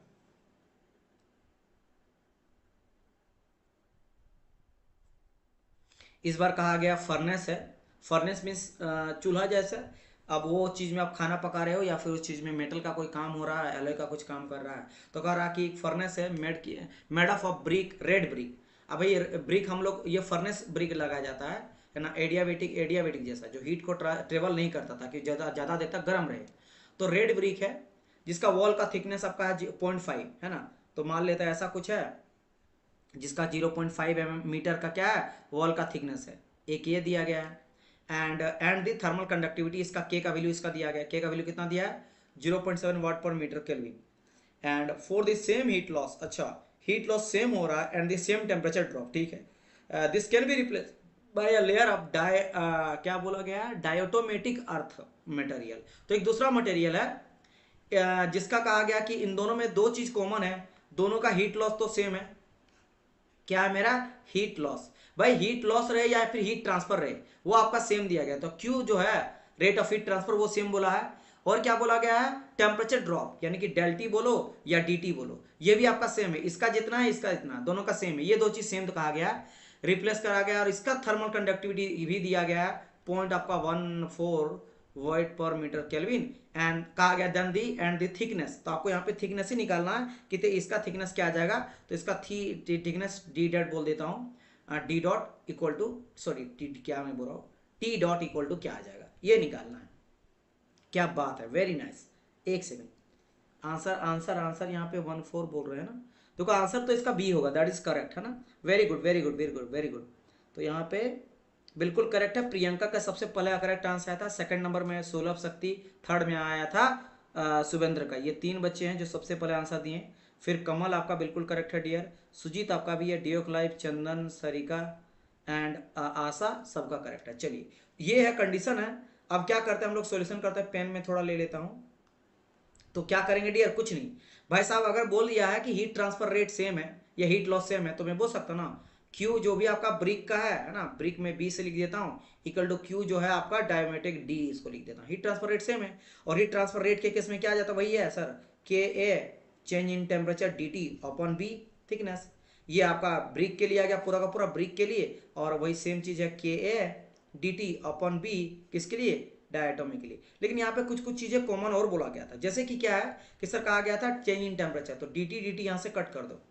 और यहाँ पे कहीं भी एरिया के बारे में आपको नहीं दिया गया, तो हो सकता है कि क्या बोला गया कि यहाँ देखो फॉर द सेम है ना, सेम हीट लॉस, उसी को क्या करा गया रिप्लेस कर दिया गया, रिप्लेस उसी को रिप्लेस कर दिया, जितना एरिया उसका था उसी एरिया को बनाया गया उससे। तो यहाँ पे एरिया भी क्या कर जाएगा, कट कर जाएगा। तो बचा क्या ओनली के बाई बी बचा ब्रिक का, इक्वल टू यहाँ पे के बाई बी बचा क्या था आपका डायटोमेट अर्थ मटेरियल का, ये चीज है। अब put the value get the answer, आपको थिकनेस इसका निकालना था बी वाले का, ये वाले का।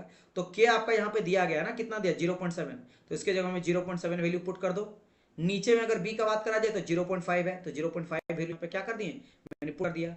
इसका भी के का वैल्यू आपको दिया गया था कितना 0.14, तो क्या कुल मिला के कैसा इक्वेशन बनेगा 0.7 divide by 0.5 is equal to 0.14 बटा बी, यही आपको बी चाहिए। तो बी निकालने के बी को ऊपर कर दो, इसको सबको नीचे आ लो, तो बी इक्वल टू 0.14 आ जाएगा, नीचे में आपका 7 आ जाएगा और ऊपर में 0.5 चल जाएगा। तो देखो 7 दूनी के 10 बच जाएगा, 14 हो जाएगा, तो 2 5 दूनी के 10 0.1, तो 0.1 आपको यहाँ पे मीटर में आंसर मिल जाएगा, क्योंकि सभी चीज वाट पर मीटर केल्विन में दिया था, ये भी मीटर में आपका मीटर में था थिकनेस वगैरह, तो बी आपका आंसर हो गया। तो बस इस तरह से हो जाएगा।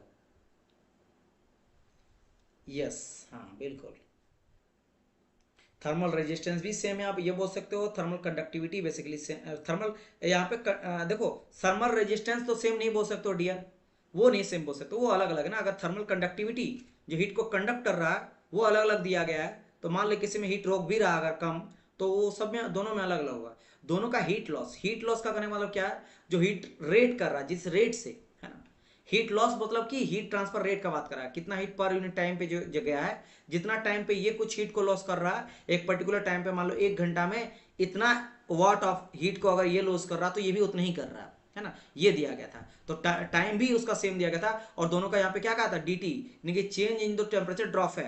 यानी कि यहाँ पे अगर मैं मान लेते हैं कि यहाँ पे समथिंग मेरा टेम्परेचर था, देखो टेम्परेचर दोनों का अलग अलग हो सकता है। मान लेते हैं यहाँ पे 500 था, और यहाँ पे T2 टेम्परेचर इसका 300 था, और यहाँ पे इसका था मेरा मान लेते हैं 700 था, और यहाँ पे हो सकता है इसका 500 था।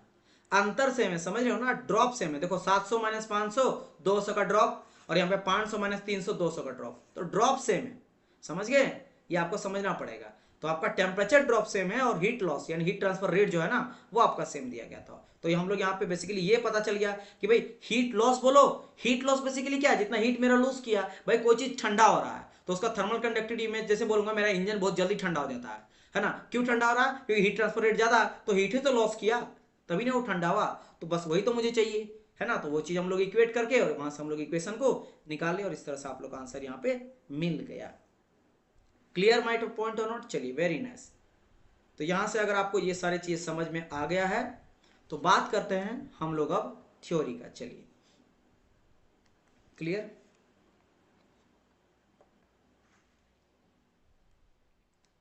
ओके, ये रहा सॉल्यूशन, पूरा मैं कर दिया हूं अच्छी तरह से। देखो मैं पूरा लिख दिया हूं कि हीट लॉस या फिर हीट ट्रांसफर कहा जाए, है ना, हीट लॉस या heat transfer through the red brick equal to heat loss और heat transfer through the diatomic earth material, पूरा लिख सकते हो। ये चीज पूरा मेंशन अच्छी तरह से करके आपको कर दिया गया। चलिए नाउ अब बात करते हैं हम लोग क्या, अब हम लोग बात करते हैं क्या, जैसे कि अगर मैं बात करता हूं स्लैब के बारे में, जैसे मैंने आपको कहा था इससे पहले मैं आपको समझाया था, है ना, निकाले थे एक फ्लैट स्लैब का, राइट, है ना, राइट, निकाले थे, बिल्कुल निकाले थे सर।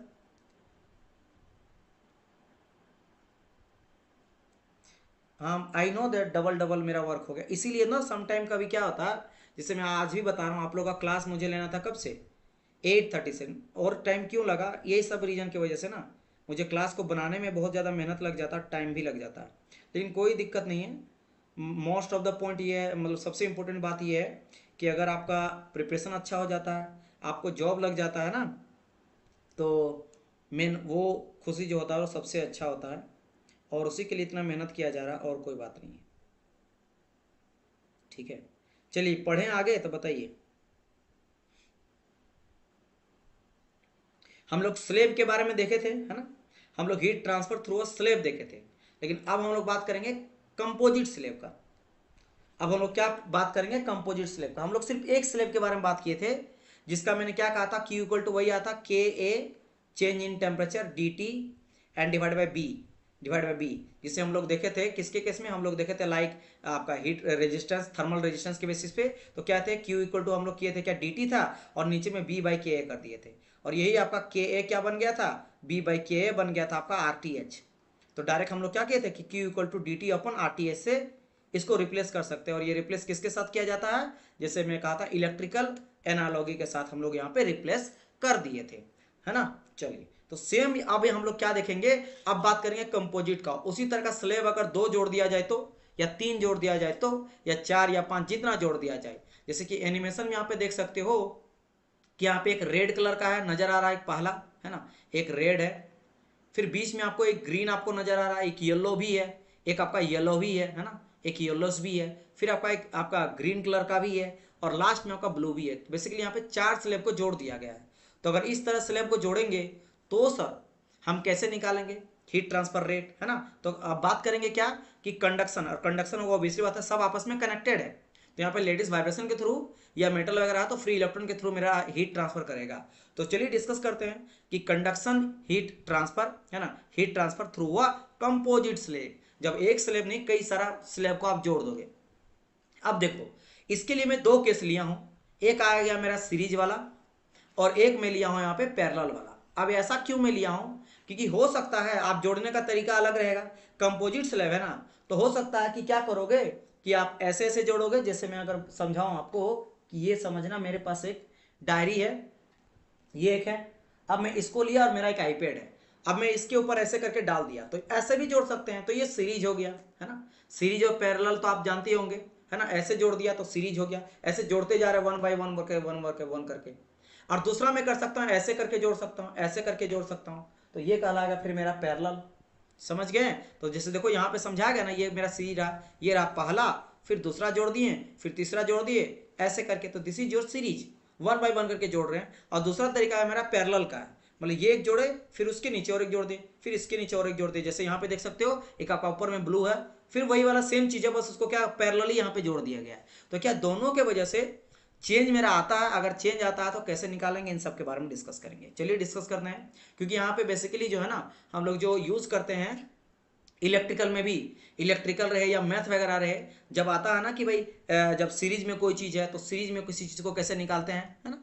तो सीरीज में जैसे हम लोग रेजिस्टेंस फाइंड आउट करते हैं कि ना, आप लोग फिजिक्स में या इलेक्ट्रिकल वाले कैंडिडेट्स होंगे, या फिर मैं बात करूँ कभी ना कभी तो आप इलेक्ट्रिकल पढ़े होंगे या 10th 12th में भी पढ़े होंगे। तो उस टाइम पे तो हम लोग रेजिस्टेंस निकालते थे कि नहीं, ओम्स लॉ वगैरह का यूज करते थे कि नहीं। तो पढ़ाया जाता था ना कि मेरा जो हीट फ्लो का, आई मीन इलेक्ट्रिसिटी फ्लो करता है, वो रेजिस्टेंस आपके सीरीज भी हो सकता है, पैरेलल भी हो सकता है ना। तो वही सेम चीज हम लोग समझने वाले हैं, राइट। क्योंकि मेरे को मतलब क्या है, अभी तक हम लोग को इतना तो समझ आ गया है, मैं प्रीवियस में समझाया था कि Q इक्वल टू डायरेक्ट निकालेंगे डेल T अपन R इक्विवेलेंट, है ना, या भी बोल सकते हो थर्मल रेजिस्टेंस। तो मुझे केवल change in temperature upon RTH देना है, तो मुझे को बस RTH फाइंड आउट करना है। क्योंकि DT क्या करेंगे, फाइनल माइनस इनिशियल, जो भी फाइनल रहेगा उसको हम लोग घटा देंगे इनिशियल से, राइट। और चीज नेगेटिव लेंगे, लेकिन नेगेटिव को हटा देंगे तो हम लोग, यू आपको पता है, ये भी चीज पता है। देखो और एक चीज मैं समझा देता हूँ कि ये भी पता है कि हम लोग निकालते हैं फूरियर लॉ से, और फूरियर लॉ मेरा क्यू क्या बोलता है, इक्वल टू माइनस के बोलता था, के D T upon D x लेके चलते थे। और माइनस को हटाने के लिए क्या किए थे, क्योंकि मेरा यहाँ पे क्या डी टी बेसिकली क्या, फाइनल माइनस इनिशियल। जैसे यहाँ पे देखो T1 है और T3 फाइनल है, तो क्या करेंगे, T3 माइनस T1 करेंगे, राइट। लेकिन सर यहाँ पे उल्टा क्यों हो जाएगा, क्योंकि सर T1 मेरा बड़ा है, ये मेरा मैक्सिमम टेम्परेचर है, या फिर बोल सकते हो हाई टेम्परेचर है, और सर ये मेरा लो टेम्परेचर है। तो सर ये तो गड़बड़ हो जाएगा, बड़ा में से छोटा को घटाओगे तो नेगेटिव आ जाएगा वैल्यू, ठीक है। तो अगर आपको माइनस को घटाना है तो क्या करेंगे, माइनस को हटाने के लिए फिर इसको लिखना पड़ेगा क्या, कि हायर माइनस लोअर, यानी T3 माइनस T1 अगर करेंगे तो इस माइनस को तब जाके घटाओगे। लेकिन चूंकि मेरा डिक्रीजिंग स्लोप आता है, डिक्रीजिंग होता है, इसलिए हमेशा हम लोग नेगेटिव लेके चलेंगे। इसीलिए हम लोग क्या करते हैं, देखो यहाँ पे निकालेंगे भी तो T1 माइनस T2 किए हैं, तो T1 हाइयर है माइनस लोअर कर दिए, तभी जाके यहाँ से नेगेटिव हटा। और अधिकतर में नेगेटिव हटा देंगे तो घटाएंगे किसको, अपर मतलब हाइयर माइनस लोअर को घटाएंगे, हमेशा मैक्सिमम वैल्यू माइनस मिनिमम को घटाएंगे, राइट। ये चीज का ध्यान रखना। चलिए तो चलिए बात कर लेता हूं यहाँ पे इसके बारे में, एकदम आराम से समझना, थोड़ा धीरज लगा के कुछ देर ध्यान देना, आपको समझ में पूरा क्लियर हो जाएगा। एकदम वही वाला चीज है, बेसिक चीज का यूज करेंगे जो हम लोग देखे थे स्लेब का। तो एक स्लेब यहाँ पे है, सेम चीज है, एक वर्टिकल आपका स्लेब लिया गया है, उस वर्टिकल स्लेब का जो थिकनेस है उसको B1 लिया गया है, उसका थर्मल कंडक्टिविटी मेरा K1 है, उसका टेम्परेचर मेरा T1 है, और जहां से मेरा हीट निकल रहा है उसका टेम्परेचर T2 है, राइट। ये चीज आपको पता है, ठीक है। इधर से मेरा हीट ट्रांसफर हो रहा है, लेकिन अब क्या किए हैं, और एक उसके बगल में जोड़ दिए हैं, जैसे ब्लैक कलर से मैं और एक स्लेब को जोड़ दिया। अब इसका T2 है, अब यहाँ से ये हायर टेम्परेचर हो जाएगा, अब ये फिर से ड्रॉप करेगा लोअर में, और डिक्रीजिंग ऑर्डर में होता है, तो यहाँ पे आ जाएगा T3। क्योंकि 3 टेम्परेचर आपको मिला। इसका भी कुछ ना कुछ अगर मैं बोलूँगा थर्मल कंडक्टिविटी तो K2 आ जाएगा, इसका भी थिकनेस का बात करेंगे तो B2 आ जाएगा, है ना। देखो यहाँ पे हो सकता है कि इन दोनों का थर्मल कंडक्टिविटी सेम रहे, ये आपको क्वेश्चन में बोलेगा। हो सकता है यहाँ पे K1 इक्वल टू K2 हो जाएगा, क्या पता। हो सकता है इसका B1 इक्वल टू B2 आ जाएगा। तो ये जब भी क्वेश्चन में रहेगा आपको मेंशन करेगा कि दोनों का विड्थ सेम है, दोनों का थर्मल कंडक्टिविटी सेम है। समझ आए मेरी बात की नहीं? हाँ, और दोनों को जोड़ा जाए तो एरिया जो अगर बात करा जाए तो एरिया तो लगभग सेम ही रहेगा। क्योंकि अगर मैं बोल रहा हूं, मेरे बात समझना, कि एक मेरे इस तरह का है और दूसरा को जोड़ रखा गया है, तो इसका जितना एरिया मेरा इस तरह करके जाएगा एरिया, उतना एरिया इसका भी रहेगा। क्लियर मेरा बात समझ में आ रहा कि नहीं, है ना। जितना बड़ा रहेगा, मान लो एक मैं इस तरह का लेता हूं, सेम इस तरह का मेरे पास एक डायरी है, और सेम उसी, मान लो ये रहा, ये सब क्या एक तरह से वॉल है, पतला पतला। तो एक वॉल रहा पहला, और ये मेरा है दूसरा वॉल, तो एक ये दूसरा वॉल। तो इसका देखो एरिया जो है बिल्कुल मेरा क्या, दोनों का सेम है ना। ये भी रहता है। तो इस तरह से जैसे इन सबका देख सकते हो, यहाँ पे जितना है सबका एरिया क्या है, सबका सेम एरिया, ठीक है। अगर ऐसा कर दिया जाए तो अब हम लोग कैसे निकालेंगे सर एरिया सबका सेम क्यों लिए, सब एरिया का है ना, सब एक साथ जोड़ना जा रहे हैं। अब आप बिल्कुल ऐसा नहीं जोड़ना चाहते हो कि भाई ये देखो, मेरा बात समझना, कि मैं एक ऐसा जोड़ा, इतना बड़ा एरिया का जोड़ा, और मैं दूसरा जो जोड़ रहा हूं, मान लो एक इतना बड़ा है ना, कुछ मैं इतना बड़ा लेके चल रहा हूं, तो ये थोड़ा बड़ा हो जाएगा, ये थोड़ा छोटा हो जाएगा, ऐसा बढ़ जाएगा। ऐसा नहीं जोड़ना चाहते हो, है ना। अब क्वेश्चन में अगर रहेगा अलग अलग तो आप अलग अलग लेके चलना, अलग अलग लेके चलना, लेकिन अगर सेम का आ जाए तो सेम लेके चलना। मोस्ट ऑफ द केस में ये सेम ही रहता है, ठीक है, समझ गए। हाँ, तो अभी क्या करेंगे, अभी समझो ना, अभी एरिया ऐड करेंगे, क्या करेंगे, तो अभी समझना। ये सभी कहानी हो गया। अब हमको यहाँ पूछा जाएगा कि बताइए इसमें हीट ट्रांसफर रेट, अगर Q1 जा रहा है इधर से, Q जो हीट ट्रांसफर हो रहा है इधर कितना निकलेगा, T3 तक कितना निकलेगा, राइट। और यहाँ पे 3 स्लोप होगा। पहली बात तो ये जान लो कि यहाँ पे T1 रहेगा 1, T2 रहेगा 2 इंटरमीडिएट टेम्परेचर, क्योंकि ये भी तो हीट होगा, आएगा यहाँ तक, और फिर यहाँ से जाएगा T3। और स्लोप आपका डिक्रीजिंग स्लोप होगा। ये ध्यान रखना कि देखो यहाँ से T1 से लेकर T2 का आ रहा है, ये कुछ ऐसे आप ये मत समझ लेना कि यहाँ बीच में जो ऐसे बनाया गया ना, डायरेक्ट यहाँ से स्टार्ट करना ऐसे स्लोप कर, नहीं, ऐसे T1 और T2 और T3 ऐसे नहीं करना, दोनों में डिफरेंस आएगा, क्योंकि भाई सबका थर्मल कंडक्टिविटी अलग अलग रहेगा। हाँ, अगर थर्मल कंडक्टिविटी सेम है तो दोनों का स्लेब भी एकदम सेम जैसा रहेगा। मतलब समझना, अगर मैं ऐसे बोल रहा हूँ कि इसका भी थर्मल कंडक्टिविटी K है, K1, इसका भी थर्मल कंडक्टिविटी K2 अगर है और दोनों मेरा सेम है, उस केस में क्या होगा, जिस स्लोप रेट, जिसका स्लोप का रेट ऐसा रहेगा, ये भी स्लोप का रेट ऐसा ही रहेगा। मतलब एकदम स्ट्रेट लाइन जैसा नजर आएगा, कर्व स्ट्रेट लाइन जाएगा, T1, T2 and T3। But अगर दोनों का थर्मल कंडक्टिविटी अलग है तो स्लोप भी अलग अलग रहेगा। इसका मतलब क्या हुआ कि मान लो पहले वाले का थर्मल कंडक्टिविटी जो है वो ज्यादा है, पहले वाले का थर्मल कंडक्टिविटी क्या है, मेरा ज्यादा है, यानी कि जल्दी वो हीट ट्रांसफर रेट को कर रहा है। तो यहाँ अगर T1 मेरा यहाँ आएगा तो T2 फट से मेरा पूरा नीचे आ जाएगा, है ना, T2 कुछ यहाँ आएगा, और T2 का थर्मल कंडक्टिविटी कम है, वो धीरे धीरे हीट को लूज कर रहा है, इसका थोड़ा सा स्लोप ऊपर ऐसे चल जाएगा, ऐसे चल जाएगा थोड़ा सा। लेकिन ऐसा अगर हो जाए कि मेरा दूसरा का जो है ना, दूसरा मेरा ज्यादा और है, उस केस में क्या होगा, ये नीचे तो आया, ये और नीचे जल्दी आ जाएगा, समझ गए। तो ये स्लोप अलग अलग डिपेंड करेगा थर्मल कंडक्टिविटी के ऊपर। हो सकता है सेकंड वाला का ज्यादा रहे तो ये और जल्दी नीचे आ जाएगा, जल्दी हीट को रिलीज कर दिया, राइट। या फिर ऐसा भी कहा जाए कि पहले वाला थर्मल कंडक्टिविटी बहुत कम है, तो बहुत कम है, कुछ ऐसा बनेगा, एकदम थोड़ा सा स्लोप नीचे जाएगा, हल्का सा स्लोप नीचे जाएगा, हल्का सा देखोगे नीचे गया है। और सेकंड वाला का कहा जाए बहुत ज्यादा, तो फिर ऐसा भी हो जाएगा। तो कुछ भी बन सकता है ना। या फिर जो भी है, मतलब उस पर डिपेंड करता कि ऊपर जाएगा या नीचे जाएगा, वो सब उस पर डिपेंड करता थर्मल कंडक्टिविटी के। खैर, ये सब चीज अगर हो गया, अब हम लोग सिंपल क्या निकालना, हम लोग को निकालना वही बात है Q ओपन। अब रेजिस्टेंस यहाँ तो दोनों का अलग अलग आएगा। RTH आपको पता, RTH निकालेंगे हम लोग। R बेसिकली क्या है, थर्मल रेजिस्टेंस, और R इक्वल टू क्या आ जाता है सर, तो R equal to sir B upon K निकालते हैं। मैं आपको कहा था ना RTH B ओपन K क्या है, देखे थे, Q इक्वल टू आया था मेरा KA dt ओपन B, और यहीं से हम लोग लिखे थे Q इक्वल टू क्या थे DDT, और नीचे में किए थे B बाई K, और B बाई K को ही हम लोग कर दिए थे क्या, एक सेकंड, ये RTH करेंगे ना हम लोग, हाँ ये तो रहा RTH, इसी को हम लोग RTH कर लेते हैं, थर्मल रेजिस्टेंस। तो B बाई K मुझे निकालना है, तो यहाँ पे जो RTH होगा वो तो 2R आएगा, इसके लिए अलग, इसके लिए अलग। तो मैं यहाँ पे क्या करूंगा, जो आपका रेजिस्टेंस होगा उसको जोड़ना पड़ेगा, जोड़ना पड़ेगा। अब यहाँ से यूज करते हैं हम लोग इलेक्ट्रिकल एनालॉगी का। इलेक्ट्रिकल एनालॉगी में क्या जानते हैं, जैसे यहाँ पे इनिशियल मेरा टेम्परेचर क्या T1 है, बीच में यहाँ पे क्या रेजिस्टेंस जो हीट फ्लो को मेरा यहाँ पे रजिस्ट कर रहा है, तो इसको हम लोग क्या ले लेते थे, ये ले लेंगे हम लोग पहला RTH। फिर यहाँ पे आ जाएगा, फिर बीच में आ जाएगा R2 टेम्परेचर सेकंड, और यहाँ पे टेम्परेचर थर्ड, और बीच में यहाँ पे और एक मेरा RTH, तो 2 RTH, क्योंकि एक यहाँ पे एक यहाँ पे, बस खेल खत्म। और यू नो दैट कि जब सीरीज कॉम्बिनेशन होता है तो सिंपल हम लोग RTH को जोड़ देते हैं, दैट्स मतलब जो इक्विवेलेंट मेरा RTH होता है, ये मेरा इक्विवेलेंट, EV मतलब इक्विवेलेंट है ना, तो क्या कर देते हैं, पहला वाला RTH प्लस सेकंड वाला RTH, दोनों को बस जोड़ देते हैं, बस दोनों को जोड़ देते हैं, दैट्स इट, दोनों को जोड़ दिया जाता है। तो पहला वाला का क्या आ जाएगा, B1 बटा K1A1, और दूसरा वाला का B2 बटा K2A2। चूंकि एरिया यहाँ पे दोनों का सेम लिया गया है, इसका भी एरिया और इसका भी एरिया सेम है, A1 इक्वल टू A2 है, तो यहाँ पे क्या कर दिया गया कि A ले लिया गया, बाकी ये चीज है। बस अब Q निकाल दो, तो Q इक्वल टू क्या है, डेल्टी अपन सर RTH इक्विवेलेंट, तो डेल्टी तो आ जाएगा क्या, देखो यहाँ पे वही हायर माइनस लोअर, हायर आपका T1 है, लोअर आपका T3 है, तो T1 माइनस T3 और नीचे में RTH। तो बस पहले वाले का क्या था, मेरा थिकनेस B1 है तो B1, और K1A1, और इसका B2 K2A2। तो चूंकि यहाँ पे एरिया सेम है इसलिए एरिया सेम लिखा गया। तो ये हो गया आपका। और यहाँ पे भी याद रखना कि यहाँ पे भी अजम्पशन आपका सेम रहने वाला है। जो हम लोग अजम्पशन वहां पे 3 लिए थे कि थर्मल कंडक्टिविटी जो रहेगा एक बॉडी का, 2 बॉडी का अलग अलग होगा, लेकिन इस बॉडी का हर एक पॉइंट पे सेम रहेगा, हर एक मतलब समझे ना, थर्मल कंडक्टिविटी जो रहेगा वो सेम रहेगा थ्रू आउट दी बॉडी। फिर आप बोलेंगे सर यहाँ अलग अलग है, एक बॉडी का, जैसे ये K2 अगर बोल दिया है इस बॉडी का, सेकंड बॉडी का अगर K2 है, तो क्या ये नहीं होगा कि इस क्रॉस सेक्शन में इसका थर्मल कंडक्टिविटी ज्यादा हीट को रिलीज कर रहा है, पहले वाले में कम करा, ऐसा नहीं। मतलब एक ही जैसा आपका कंपोजिशन का बना रहेगा पूरा, राइट। और दूसरा क्या था, पहला तो आपका था कि 1 डायमेंशनल होगा, स्टेडी स्टेट होगा, टाइम के साथ वेरी नहीं करेगा, और 1 डायमेंशनल होगा, मतलब एक ही डायरेक्शन में, इधर ही केवल हीट को फ्लो कर रहा है, ना इधर वाला हीट को फ्लो को लेंगे और ना इधर वाले हीट को फ्लो को लेंगे, है ना, केवल एक्स डायरेक्शन में, वाई और जेड डायरेक्शन में 0 लेके चलेंगे, ठीक है। तो यहां से वाला चीज समझ गए होंगे।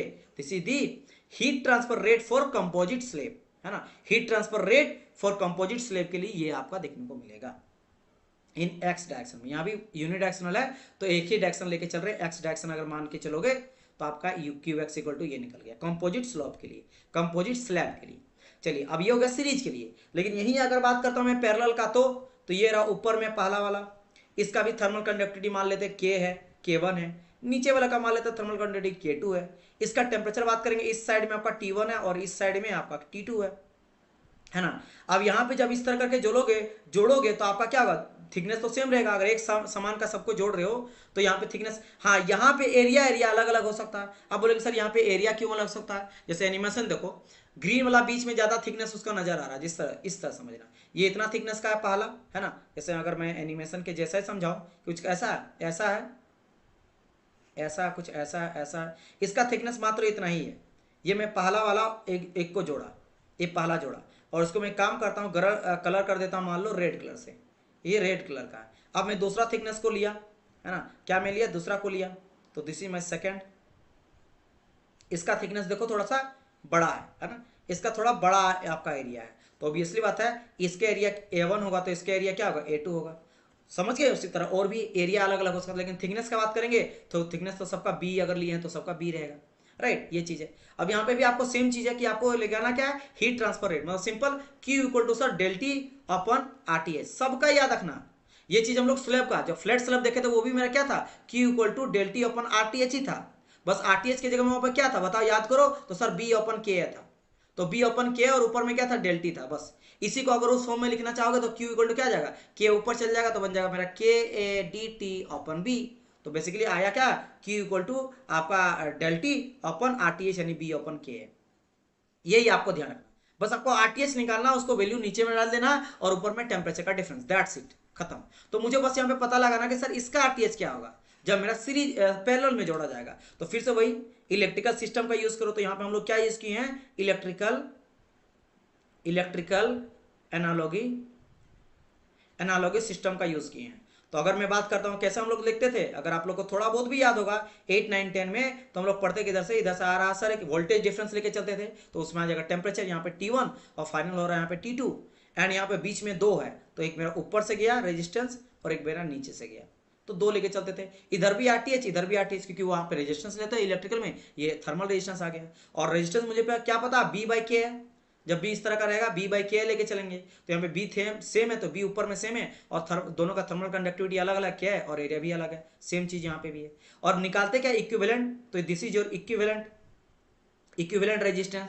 तो इक्विवेलेंट रेजिस्टेंस कैसे निकालते हैं आप लोग को याद होगा, 1/R इक्वल टू लेते थे 1/R1 प्लस 1/R2। अब जितना होगा, अगर तीसरा रहेगा तो 1/R3 आ जाएगा, चौथा रहेगा तो 1/R4 आ जाएगा, राइट। तो बस सेम चीज है। तो क्या करेंगे, अब इतना जब आपको पता चल गया तो सिंपल हम लोग को पता है कि Q equal to sir change in temperature upon R equivalent, तो R इक्विवेलेंट यहाँ पे क्या निकला वही, तो भाई KA/B है ना। यहाँ पे अगर बात करेंगे, देखो यहाँ पे चूंकि यहाँ पे वैल्यू पुट करोगे तो नीचे वाला में आ जाएगा क्या कि B/K1A1 और यहाँ पे आ जाएगा B/K2A2 और 1/1/1/, तो 1 ऊपर कर दोगे तो K1A1 ऊपर चल जाएगा, तो K1A1 को मैं ऊपर कर दिया, समझ गए, K1 ऊपर कर दिया। बस अब यहाँ पे एलसीएम वगैरह लिया गया जो सबको पता है, B एलसीएम लिया गया, दोनों को ऊपर में जोड़ दिया गया है। और यहाँ पे क्या करना, मुझे केवल R इक्विवेलेंट चाहिए, तो R इक्विवेलेंट को निकालने के लिए R को ऊपर कर रिवर्स कर दिया, तो B चल गया ऊपर और K1A1 K2A2 नीचे आ गया, बस खत्म।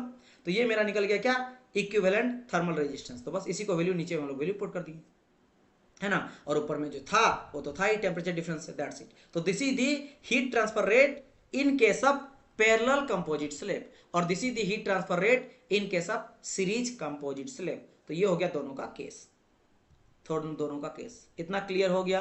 चलिए, अगर आपको इतना क्लियर हो गया है डियर स्टूडेंट, तो अब बढ़ते हैं हम लोग आगे, अब डिस्कस करते हैं हम लोग आगे, अब डिस्कस करते हैं आगे, ठीक है। चलो देखो, अभी तक यहां तक क्लियर है, एक बार कंफर्म कर दिएगा सारे स्टूडेंट, क्या यहां तक चीजें आप लोगों को समझ में आ गया, एक बार यस बोलिए, देन हम लोग फर्दर आगे बढ़ जाएंगे।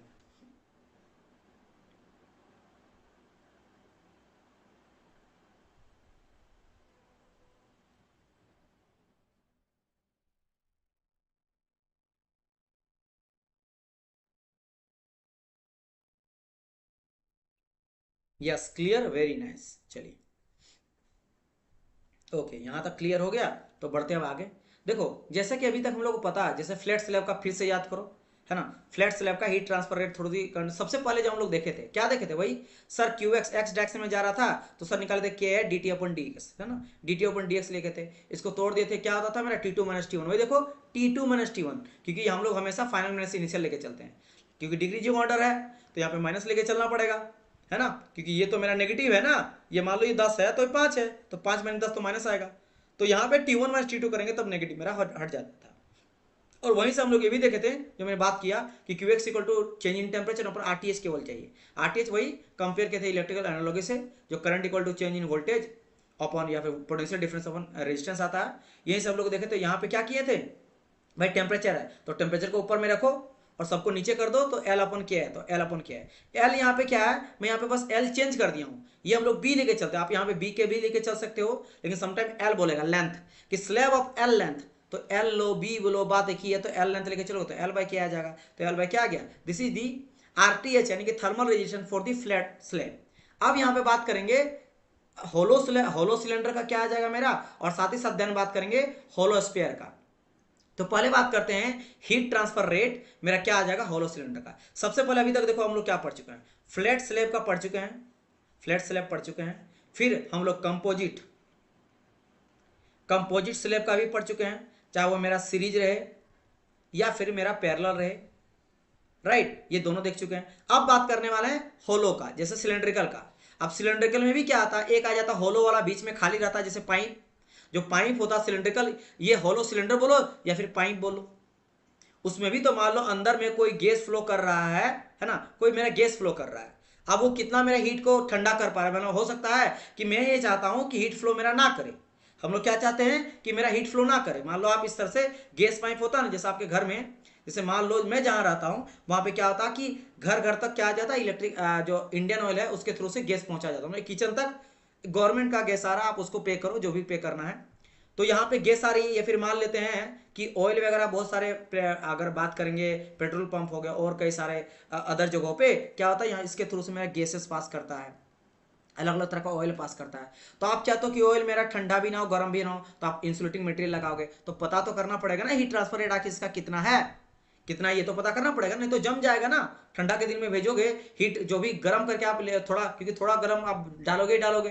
कोई ऑयल अगर भेज रहे हो तो, और वो अगर इतना ठंडा कि जम जाएगा आते जाते, तब तो बहुत दिक्कत है, तो आपको पहले पता करना पड़ेगा हीट ट्रांसफर रेट उसका क्या है, फिर उस तरह मटेरियल लेके चलोगे कि भाई इसका हीट ट्रांसफर रेट बहुत ही कम है तो उसका यूज करेंगे ताकि हीट मेरा ट्रांसफर ना करे, इंसुलेटिंग जैसा, है ना, उस तरह से। तो वही चीज है कि ये बहुत काम की चीज है, तो चलो उसके बारे में डिस्कस करते हैं। तो इसके लिए अजम्पशन का अगर बात करा जाए तो अजम्पशन सब कुछ सेम रहता है, जैसे सबसे पहले क्या जाता है स्टडी स्टेट, यानी कि टाइम के साथ ये मेरा वेरी नहीं करेगा, तो सेम चीज लेके चलते हैं वन डायमेंशनल, लेकिन यहाँ पे केवल चेंज किया जाता है, हम लोग वहां पे वन डायमेंशनल लिए थे अलोंग द लेंथ, जैसे ये अलोंग द लेंथ बोलो, जैसे ये फ्लैट मेरा एल लेंथ का था, तो इस लेंथ के अबाउट मेरा हीट ट्रांसफर करता था, राइट, लेंथ के अबाउट हीट ट्रांसफर मेरा करता था, यह आपने देखा था। लेकिन अब हम लोग लेंथ के अबाउट हीट ट्रांसफर को नहीं देखेंगे, अब हम लोग क्या करेंगे, केवल और केवल देखेंगे रेडियल, यानी कि अबाउट आपका जो रेडियस रहेगा, रेडियस के डायरेक्शन पे, है ना, उस डायरेक्शन में। जैसे अगर मैं बात करूंगा कुछ, मैं होलो ले लेता हूं इस तरह से, एक सेकंड, ये चीज शायद आपको नजर आएगा तब तो, जैसे समझो ये मेरा कुछ मेरा होलो है, जो मेरा देखो इस तरह से होलो है, अब ये अगर ऐसा करके है, यहां से कोई फ्लूइड पार कर रहा है ना, तो केवल हीट ट्रांसफर ऐसे करेगा, इधर से जाएगा चारों तरफ से जाएगा, इस तरह से गोलाई, जैसे यहाँ पे देखो एनिमेशन से मैं दिखाया हूं, इधर से हीट जाएगा, मतलब इस तरह से जाएगा, हीट इधर से जा रहा है, इधर से जा रहा है, इधर से जा रहा है, इधर से जा रहा है, इधर से जा रहा है, इधर से जा रहा है, रेडियल के डायरेक्शन पे, रेडियल के डायरेक्शन पे, ना तो मेरा लीनियर डायरेक्शन में जा रहा है इधर, ना आगे ना पीछे, है ना, समझ गए, ना मेरा रेडियल के डायरेक्शन में ऐसे जो हीट जाएगा, ऐसे हीट नहीं जाएगा, ना ही मेरा ऐसे भी हीट जा रहा, नहीं ऐसे अलोंग द लेंथ भी नहीं जा रहा, केवल रेडियल के डायरेक्शन में मेरा जा रहा, समझ गए, केवल रेडियल डायरेक्शन। जैसे यहाँ पे देखो आप सोचोगे सर ये लेंथ के डायरेक्शन में क्या आ रहा है, एनिमेशन चल रहा है, ये समझ लो इधर से हम लोग हीटिंग कर रहे हैं,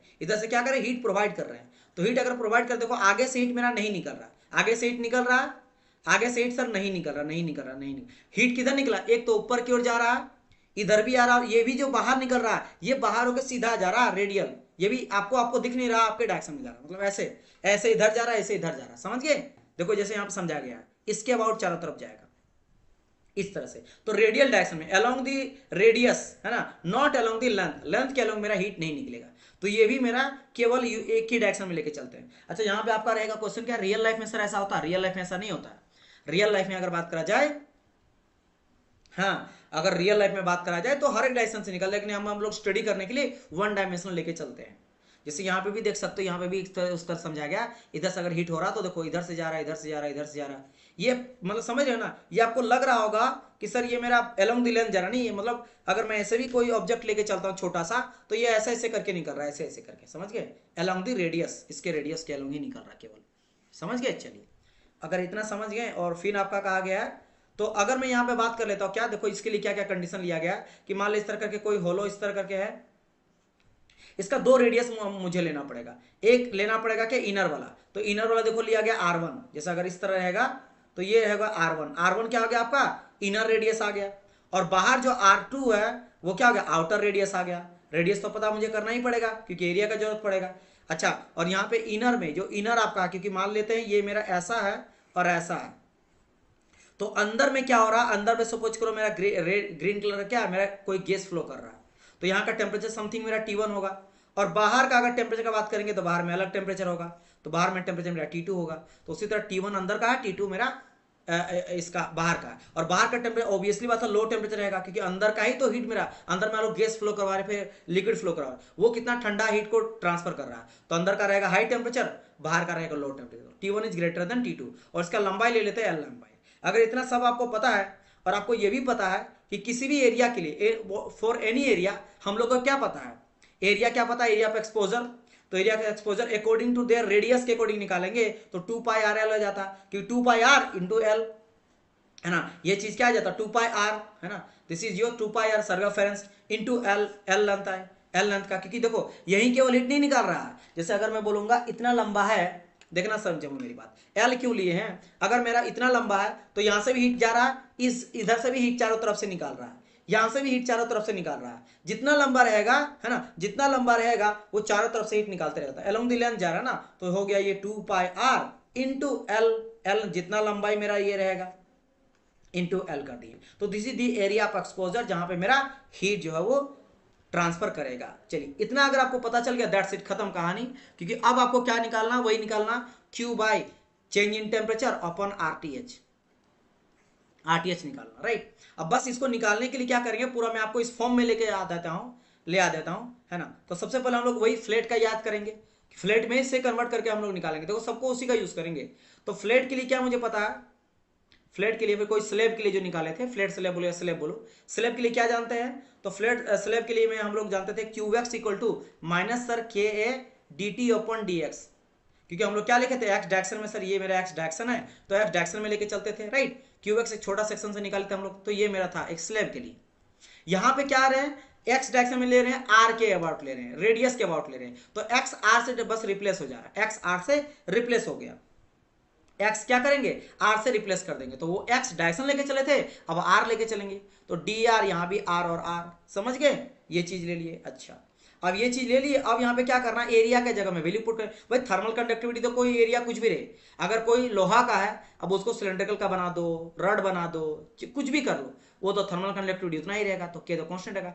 चेंज इन टेम्परेचर तो डिपेंड करता है ना कि इनिशियल का क्या फाइनल का क्या है, तो ये डिफरेंस आपका वही रहेगा, इसमें कोई चेंज नहीं आएगा। एरिया में चेंज, तो एरिया भी क्या निकले 2 पाई आर इंटू एल, तो 2 पाई आर इंटू एल को वैल्यू पुट कर दिए। अब कुछ नहीं, बस अलग अलग फॉर्म है, आपको फाइनल रिजल्ट ही याद रखना, लेकिन डेरिवेशन जान लो कैसे बना है ताकि आपको रटना ना पड़े। तो देखो क्या किए सिंपल, यहाँ पे हम लोग क्या किए हैं, dr बाई आर को एक साइड कर दिए, उसमें रिस्पेक्ट में कर रहे हैं ना इसीलिए, क्योंकि क्यू आर नहीं रहे, तो इसके जगह में देखो आर है ना, ये आर, तो ये नीचे चल जाएगा। बेसिक बात है, गुना में इधर है, इधर आएगा तो डिवाइड आ जाएगा, तो मल्टीप्लाई वाला डिवाइड आएगा नीचे, और dr आपका यहाँ पे नीचे था, ये ऊपर चल जाएगा, ऊपर करिए। बाकी जैसा का तैसे यहाँ पे रख दिए, 2 पाई है ना, 2 पाई के एल इंटू डी टी रहा, ठीक है। अच्छा ये भी तो मुझे देखना पड़ेगा कि यहाँ पे R है, तो कहाँ से कहाँ तक R का चेंज हो रहा है, तो R का चेंज हो रहा है इनिशियल रेडियस से लेकर फाइनल रेडियस, R1 से लेकर R2।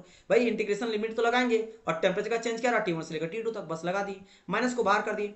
अब यहाँ पे क्या करेंगे, सिंपल इंटीग्रेशन करेंगे, तो यहाँ पे 2 पाई के, ये तो thermal conductivity constant, L constant, length तो चेंज होगा नहीं, 2 पाई कॉन्स्टेंट, तो सबका सब बाहर, ओनली चेंज हो रहा है टेम्परेचर।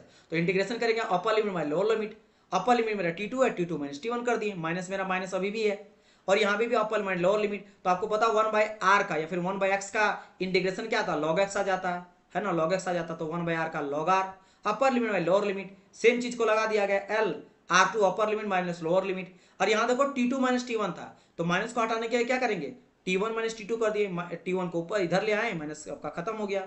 जब ये चीज यहाँ से आ गया, उसके बाद क्या किए, इसको आपको पता है कि लॉगरिथमिक का फॉर्मूला होता है कि लॉगरिथमिक m माइनस लॉगरिथमिक जो n होता है उसको लिख सकते हैं L m by n, minus होता है उसको डिवाइड में लिख सकता है। सेम चीज यहाँ पे R2 में अपन R1 कर दिए हैं, यहाँ पे उस जैसा कहते हैं ऐसा लिख दिया गया, बस खेल कहानी।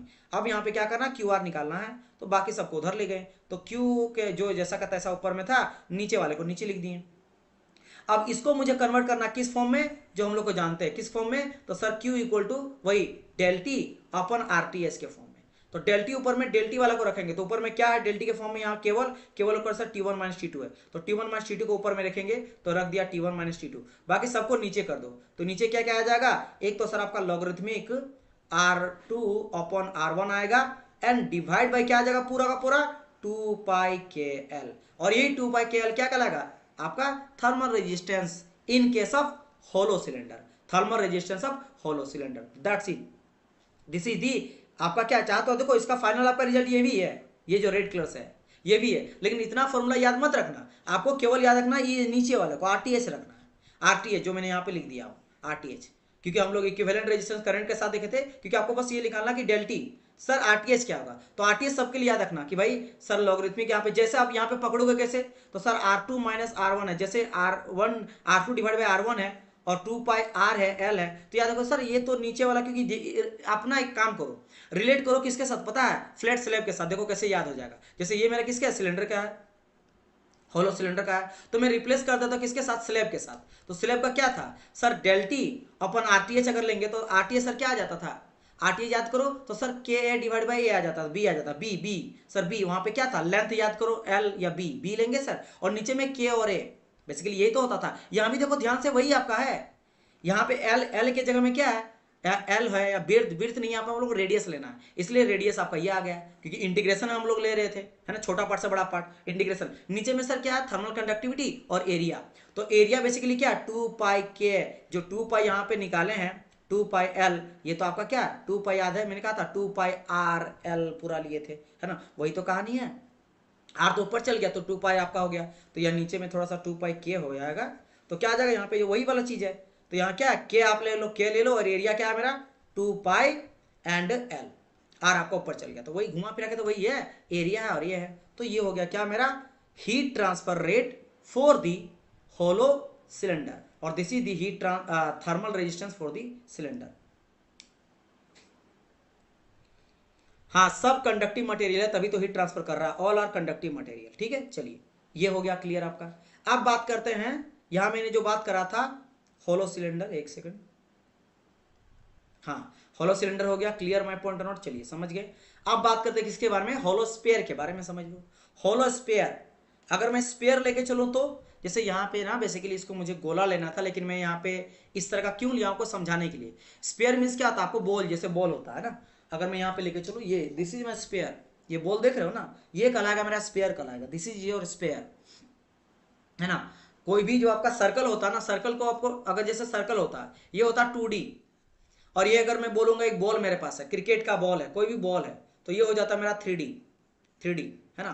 क्यों 2D में केवल दो ही नजर आता है आपको, या तो इसका हाइट निकालोगे और लेंथ निकालोगे, तो 2 डायमेंशन। 3D में 3 चीज, क्योंकि इसका कुछ ना कुछ मेरा लंबाई भी रहेगा, कुछ ऊंचाई भी रहेगा, और कुछ उसका विड्थ भी रहेगा, मतलब चौड़ा लंबाई ऊंचाई एंड आपका क्या आ जाता है ना, लंबाई ऊंचाई और उसका चौड़ाई, तीनों चीज देखने को मिलता है, इसीलिए इसका 3 डायमेंशन हो जाता है, 3D कहा जाता है, इसलिए तो इसका निकालना। फिर आप बोलेंगे सर एनिमेशन, बेसिकली मुझे एनिमेशन लाना था, इसका मिला मुझे मिला नहीं है ना, और चल नहीं रहा था, तो इसको मैं क्रॉस सेक्शन कट करके दिखाना चाह रहा था, तो केवल एक्चुअली ये मेरा क्या स्पेयर मान लेना, ये बस इसको कट के दिखाया जा रहा है कि हीट ट्रांसफर रेट ये किसके अकॉर्डिंग हो रहा है, ये भी रेडियस के अकॉर्डिंग, देखो सब ये बाहर आ रहा है, तो ये आपको समझाना का ट्राई कर रहा हूं मैं कि हीट जब अंदर में गर्म होगा ना, मान लो ये स्पेयर रहेगा तो हीट बाहर क्यों रहेगा। जैसे मान लेते हैं आपका फुटबॉल है, तो फुटबॉल क्या है आपका अंदर में है, अब अंदर से हीट जो कितना बाहर आ रहा है, अब अंदर का एयर आप गर्म डाले हो या ठंडा डाले हो, उससे कितना हीट बाहर निकल रहा है। जैसे कोई बॉल अगर आप बनाए हो है ना, कोई कांच का या मेटल का जिसके अंदर में आपने क्या डाला, कुछ ऐसा गर्म चीज डाल दिया है ना, ऐसा कोई चीज डाल दिया है और वो धीरे धीरे आपका हीट रिलीज कर रहा है ना, या फिर कोई अंदर में आपने ठंडा चीज डाला है और वो कितना आपका धीरे धीरे हीट रिलीज कर रहा है, जो भी हीट कंडक्ट कर रहा है, तो वो आपका अकॉर्डिंग टू रेडियस यहाँ भी देखने को मिलता है। तो सेम कंडीशन लगे, स्टडी स्टेट लेके चलोगे, वन डायमेंशन लेके चलोगे, है ना, वन डायमेंशन आपका देखो वही है, 1D है, रेडियल आउटवर्ड डायरेक्शन में आपका हीट फ्लो करेगा। यहाँ भी आपका इनर का टेम्परेचर T1 लिए हैं, आउटर का टेम्परेचर T2 ले लिया गया है ना, इनर का रेडियस को हम लोग R1 लिए हैं और आउटर का रेडियस को हम लोग R2 ले लिए हैं। कहानी खत्म।